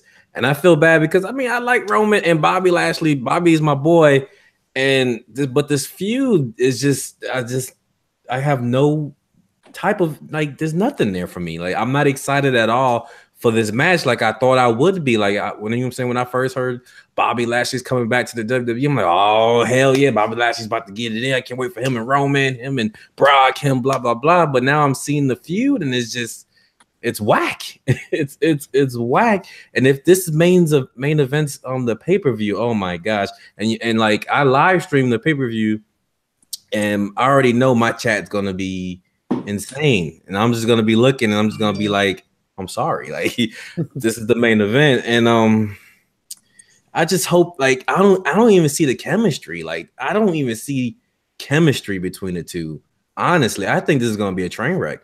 And I hate to say that because I like individually, I think they both are great, but I don't think this match is going to be good at all. I really think it's going to be very slow. I mean, they're going to be doing some heavy hits, but I mean, we seen that with Roman and Brock, you know what I'm saying? So it's just like, It's not gonna be good. I honestly think it's not gonna be good. I got Roman winning because it's Roman, and which I don't know. You know what? I might have I have Roman. If I had to pick a winner, I'll pick Roman. But I honestly think this might be a no contest. Honestly, I don't think it's gonna be a winner because I just think I can't see them having Bobby Lashley lose. He just came back, and you know what I'm saying. He's got he still can go, and he can still win titles, and to have him lose his first real big match, no disrespect to Sami Zayn, but his first big match, you know what I'm saying, with Roman, and it's to lose, it's just that will leave a bad taste in my mouth. But then again, it's Roman. It's Roman. Roman can't lose.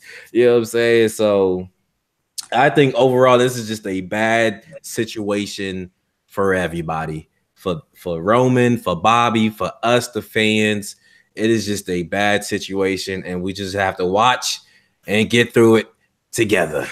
Okay, so that's what I got. I got Roman winning. I'm definitely using there on the chemistry because to me it definitely seemed kind of awkward when they had that backstage before the opening of the show, the Raw, up on that Raw there, and just how it was almost uncomfortable Bobby looked. They're even interacting with Roman Reigns and trying to do his lines and everything. It just didn't gel, like you said. It just didn't seem. It didn't seem as entertaining either as well. So as though the match probably might do better than most of us think. But with the result being Roman Reigns winning, the reaction on Twitter, just with the Roman Reigns haters out there, that it's going to get its own backlash there. But I'm going with Roman Reigns as well. Roman Reigns to get the win. Some people are dubbing this the unofficial number one contenders match for Brock Lesnar's Universal title. I still think it probably will be a multi-superstar match, multi-man match at SummerSlam for said Universal title, but we'll see. But anyways, we'll go to Mark Ramble. Who do you have winning here between Reigns and Bobby Lashley? Mark. Sorry, guys. Can you hear me? Yes. Oh, I was going to say, what the hell is going on? Okay, so I have Roman Reigns, of course, winning this one. Roman Reigns is literally untouchable in the eyes of Vince McMahon and the creative team. He is literally cannot be beaten. He is unbeatable. He's unstoppable. To me, personally, I did not like his dive, so to speak, on Raw. I thought it was just dumb. I don't know why. I thought it was unnecessary. I thought the brawl alone by itself was fine, but to make Roman, I guess, because I already know what they're doing, and they just need somebody to make it seem like Roman is the good guy and in the feud and in the situation. Because all the other rivalries that he's had, he's always been booed out of the building. I feel like he's still going to be booed out of the building. But recently, I think on a couple of occurrences, he's actually been getting cheered a lot. And I'm not talking about Monday because Monday was a different story. But in this whole situation, I think there was a couple of times where Roman was being cheered, and I think this is probably the opportunity for him to be seen as seen as being over. To me, I still don't think he's over, but of course Roman is gonna win. I think he's gonna keep winning till he gets the belt against Brock Lesnar. In this particular match, I would love to see Bobby Lashley win because Bobby Lashley is he's not gonna really be doing much after this. Let's be real. Who is he gonna go against now after he beats Roman? And especially, after he goes against Roman, because there's not much left. He could do Braun Strowman, but that's about it. There's nothing really much he could do. So unfortunately, I would love to see Bobby Lashley win, but I already know Roman Reigns is gonna win. Question: when were they getting cheered? Monday? No. Monday was a different scenario. I was about to say because all I heard Boston fans chanting. Yeah. I wasn't talking about Monday. And one more thing before we move on about this match. The fact that WWE changed this originally, which was going to be a fatal 5-way no one contenders match, to this 1-on-1, fuck you, man, for that one. Really, fuck you for that. Because I know what we had from last year, because that was the main event last year, but I would take a fatal 5-way match over Roman Reigns versus Bobby Lashley any day. So screw you for that one, Vince. It was not, because when it was first announced, I know most of the WWE audience weren't happy about it. Oh, they're recycling it. They're having another fatal five-way and blah, blah, blah, and how stupid that was. And now we get the one-on-one match, not actually announced or to be a number one contenders match. It's just Bobby Lashley versus Roman Reigns one-on-one. Is Brock going to be at SummerSlam? Is he going to wrestle? He shows up at the UFC event and has that stupid-ass push back and forth, and literal push, I mean. There at Daniel Cormier at the UFC event, which obviously was 100% stage. UFC trying to be WWE there in that segment and interaction between those two. So Brock Lesnar being there, having the time to show up at a UFC event, but not show up with his Universal Championship on a Monday Night Raw. Though yes, I'm sure it's by WWE's hand, but still, just is baffling to me, to be quite honest. It was Brock Lesnar, and kind of enough of that, and gotten to a point where I don't know if I'd go on a Karen Chase level kind of rant, but I wouldn't really be too happy if Brock Lesnar actually holds the title past SummerSlam. If he wins, if he has a title match, if he wins the title and he holds his title and holds it hostage, as some fans are calling it, all the way to WrestleMania. Yeah, no thanks. I don't want to subscribe to that. Him holding that title even longer than he already has it, and already barely shows up for those not on the Raws. And the title in itself is kind of being devalued, which is odd because it's being devalued with having one of the best superstars you have in WWE, an actual literal beast, and it's being devalued because it's barely at all on the show. Barely at all on the show, barely being defended, and when it is rarely defended, sometimes it's on house shows and otherwise, where it's just some doesn't even count because obviously it's for house shows and for people watching there. Come on now. We need that Universal title back on Raw. We need the Universal title being shown on that show each and every week. I don't care if it's Roman Reigns. I don't care if it's Finn Balor. I don't care if Dean Ambrose comes back. He's on Raw now and wins the title. I don't care who it is. It could be my least liking person that I like, that I dislike. Bray Wyatt. He can win the freaking thing. I don't care. I want somebody that's actually there each and every week being the Universal Champion. But moving on to the main event, or what should be the main event, WWE Championship match, AJ Styles versus Rusev. We'll start with Kyron Chase. Who do you have here with AJ Styles facing off against Rusev? I hope this is a good match. AJ is going to win and retain because the money match is AJ Styles versus Samoa Joe at SummerSlam, which of course we know is going to be a good match. So, I mean, I want Rusev to have a good showing here. So I want to prove the events. He belongs in the main event. But AJ's going to win and move on to a feud with Joe. I don't know where Rusev goes from here. Okay, Blue.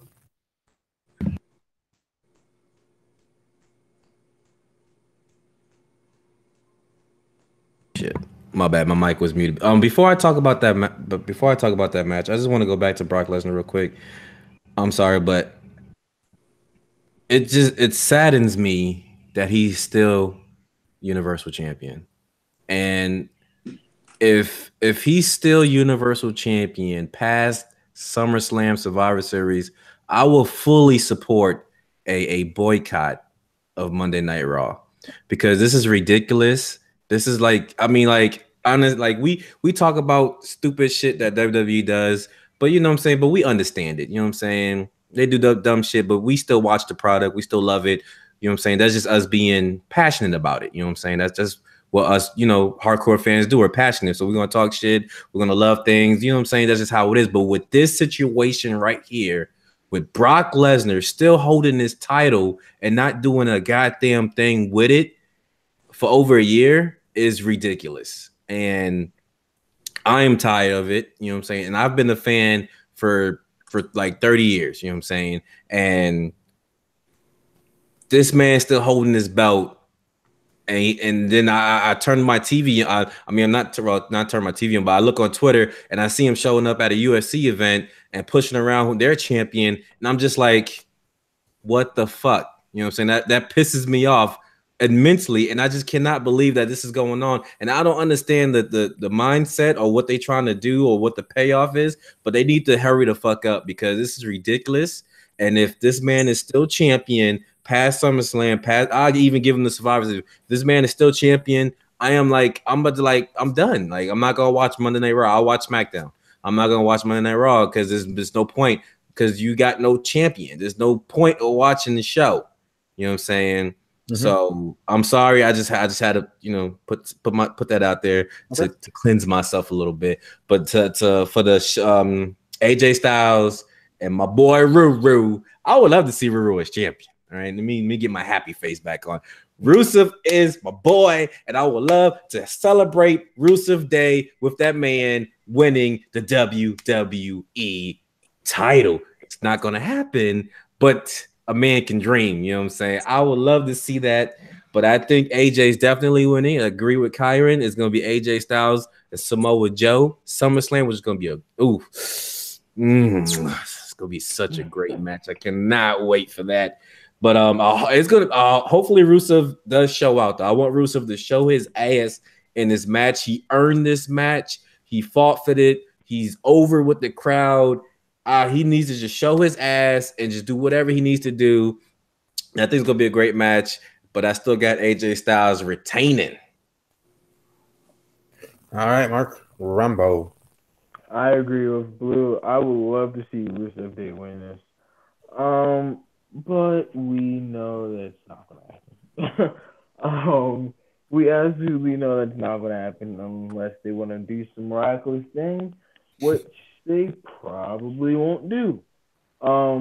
This eventually is going to lead to, I think we've already said, Samoa Joe, AJ Styles. That match is going to tear down the house at SummerSlam. Because that's what I believe is going to happen. It is going to be insane. That match is going to be one that most fans will remember for that night, depending on the card. But even though the match card for SummerSlam might be good, it's still going to be one that the fans are going to be talking about. Rusev Day, it's unfortunate. It's probably the only title shot you'll have in quite some time. Yep. I think we should just enjoy it while we are seeing it now. Because by the next time Rusev even gets a title shot, Rusev Day, the Aiden English might not even be a thing. That's just in my opinion. But for the match, I definitely have AJ Styles retaining it. It's easy to guess on this one. He's gonna probably lose it. SummerSlam, which possibly might even something. Yeah, and back to Brock Lesnar. Yeah, it's just crazy and how, especially with some of the fans. Like there's some fans that at first when he won the championship and he wasn't there for for shows and this and that. Like I know one YouTuber, BC Amplified. Shout out to him on Twitter, BC Amplified. Search on YouTube, BC Amplified, where he in the beginning was and always has been supporting Brock Lesnar and saying that it's all right that he doesn't show up. He is a big name and he should be a prize fighter and this and that. But finally got to the point even for him this past week. Talk about how much BS this is of Brock Lesnar. If he holds the title, so long. If he holds it all the way to WrestleMania, he won't be happy about it. And how it's become a sideshow, and the Universal title is a joke to him now, and stuff like that. So even a fan like him, who's been watching 30 years himself, like me and Blue, we've been watching most of our lives. That even to him, where at first he was all right with it, and it made sense, and he was defending it against the people that were whining about it then. Now we get to the point where he's joining them and it's just getting old to him and serious stuff and talking about how Brock Lesnar, if he is still Universal Champion, to WrestleMania, let alone for him past SummerSlam, period. That he really is over that. But here's my question to you guys: when his title reign started, kind of like I was talking about BC Amplified. Did you guys think it was okay that he was only showing up at certain times, that his contract was the way that it was, that was cool then, and then it changed as it got longer and longer, and now it feels like forever? What were you guys' thoughts on when it started to when now on your perception of Brock Lesnar's Universal title reign? And anybody can go. Well, it all started at SummerSlam 2014 when he won a day tag for John Cena.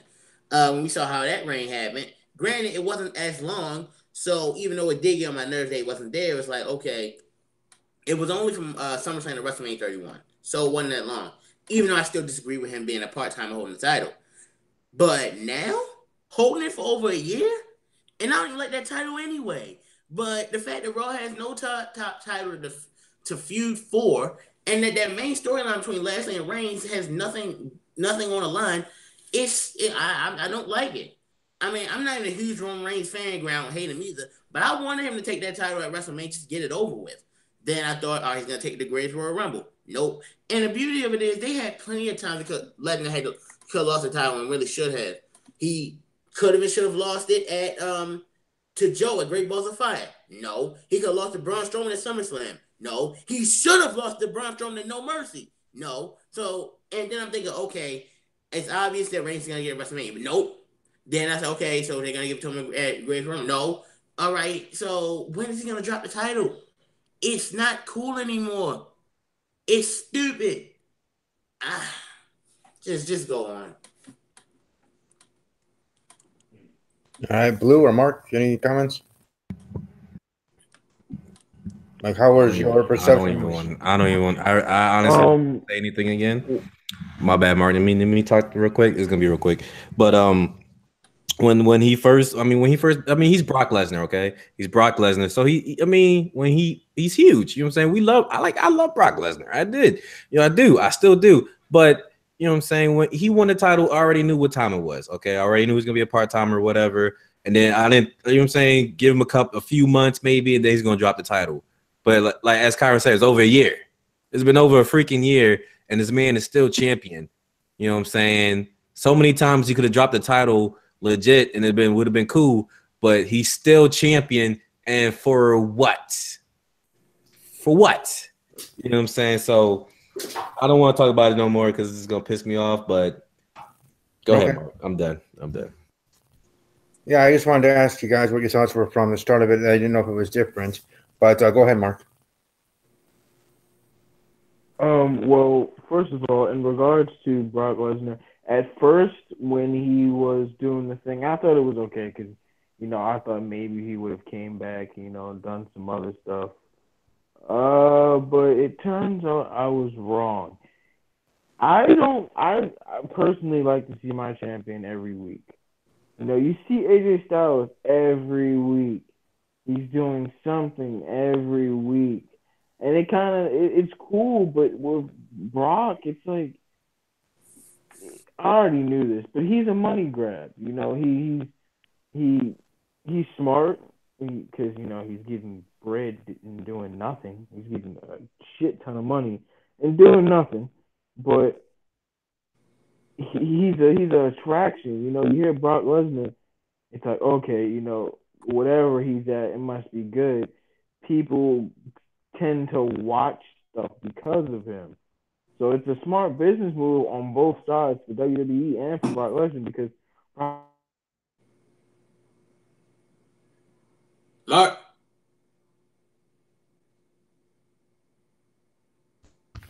think we lost him. But I just don't.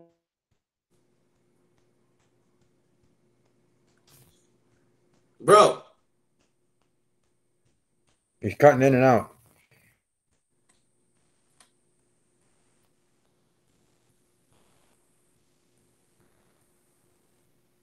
I don't know. There's a storm going through there or something. I don't know what's going on.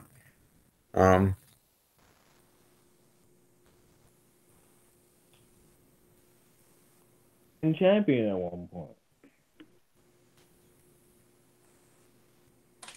All right. Well, anyways, I think that should do it for the evening here. The predictions, thanks to Blue, also the Angry Recruiter for stopping by. Again, follow him, the boys there from another wrestling podcast on Twitter at A Wrestling Pod on Twitter, and then also you can find him individually on Twitter at Angry Recruiter and the show at anotherwrestlingpodcast.com. So each and every one of these cool dudes promote their stuff where they can find them, and otherwise, I'm sure Blue will be having a live stream on Sunday for Extreme Rules. I might even pop in a little bit during the show before I do my 2 live reactions I'll be doing, as I've started to do, but keep that start as a tradition for this channel, doing 2 live reactions, picking 2 matches. This time I'm keeping the theme with the women's division. Both women's title matches are going to be the 2 I am live reacting to. But anyways, just go to Blue, throw it to Blue, and promote your stuff.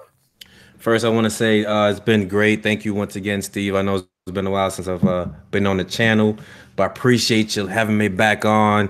Kyron, I missed you, my friend. Put in that application, please put in an application. Begging you. And Mark, as always, man. And I'm Blue X Demon X on Twitter, Blue X Demon X here on YouTube. I will be live streaming the pay-per-view on Sunday. I might actually do the kickoff show this time because that match with New Day Insanity is going to be great, and I actually want to watch it. So I might be streaming that a little early just so I can watch that match. But once again, thank you, Steve, and I'm out of here. All right. I'm Mark Rambo. Of course, you guys know what the deal is. You guys go to my YouTube channel, MFLG Mark Rambo. I have not been putting up a ton of videos because my channel is primarily wrestling based, and there's not a lot of reaction-worthy uploading type of videos that I thought I could really put up. Yes, I have been recording, but I just don't upload them because I just don't think they're worthy enough to be uploaded. I have a shit ton of videos that I just have not put up. Of course, my Twitter is Marcus Rambo, and my IG is Live Like Graham. Feel free to follow me on both of them. I'm usually more active on my Instagram than I am with my Twitter. Actually, I'm more equally active. And from there, you guys, just say what's up. All right, Kyron Chase. You know me. Follow me on Twitter, /Bro Kyron, Instagram, /_Kyron, DeviantArt, Tumblr, Kyron Chase. My YouTube account is Kyron Chase. I do videos on wrestling, Sonic the Hedgehog. My opponent friendship is Magic. I'm do reaction videos every now and then. And if you want good, cool, and loud rants like this, the ones I let out in this video, I do them most of the time in my reviews of the pay-per-views. Back over to you, Steve. All right, and for me, you can follow me on Twitter at WWE_podcast or my personal Twitter handle at Army_Strong_06. You can find me on Instagram and Snapchat at StevieK_06 there. And definitely here on this channel, welcome to subscribe, like the video, ring the bell, be part of the notification squad. Here, I think, again, like I said earlier, to thank Blue and Cooter for being here as my great guests, along with my team members as well. Hopefully, we can have Raunchy next week to review the pay-per-view there next week as well. So anyways, thanks to all that watch live. Those to be watching archived, if you are watching archived, leave some comments in the comment section below. I do read them and I do reply as swift and quick as I can. Enjoy the rest of your evening, your day. Enjoy the weather in your area. And above all else, as always, take care. Peace out.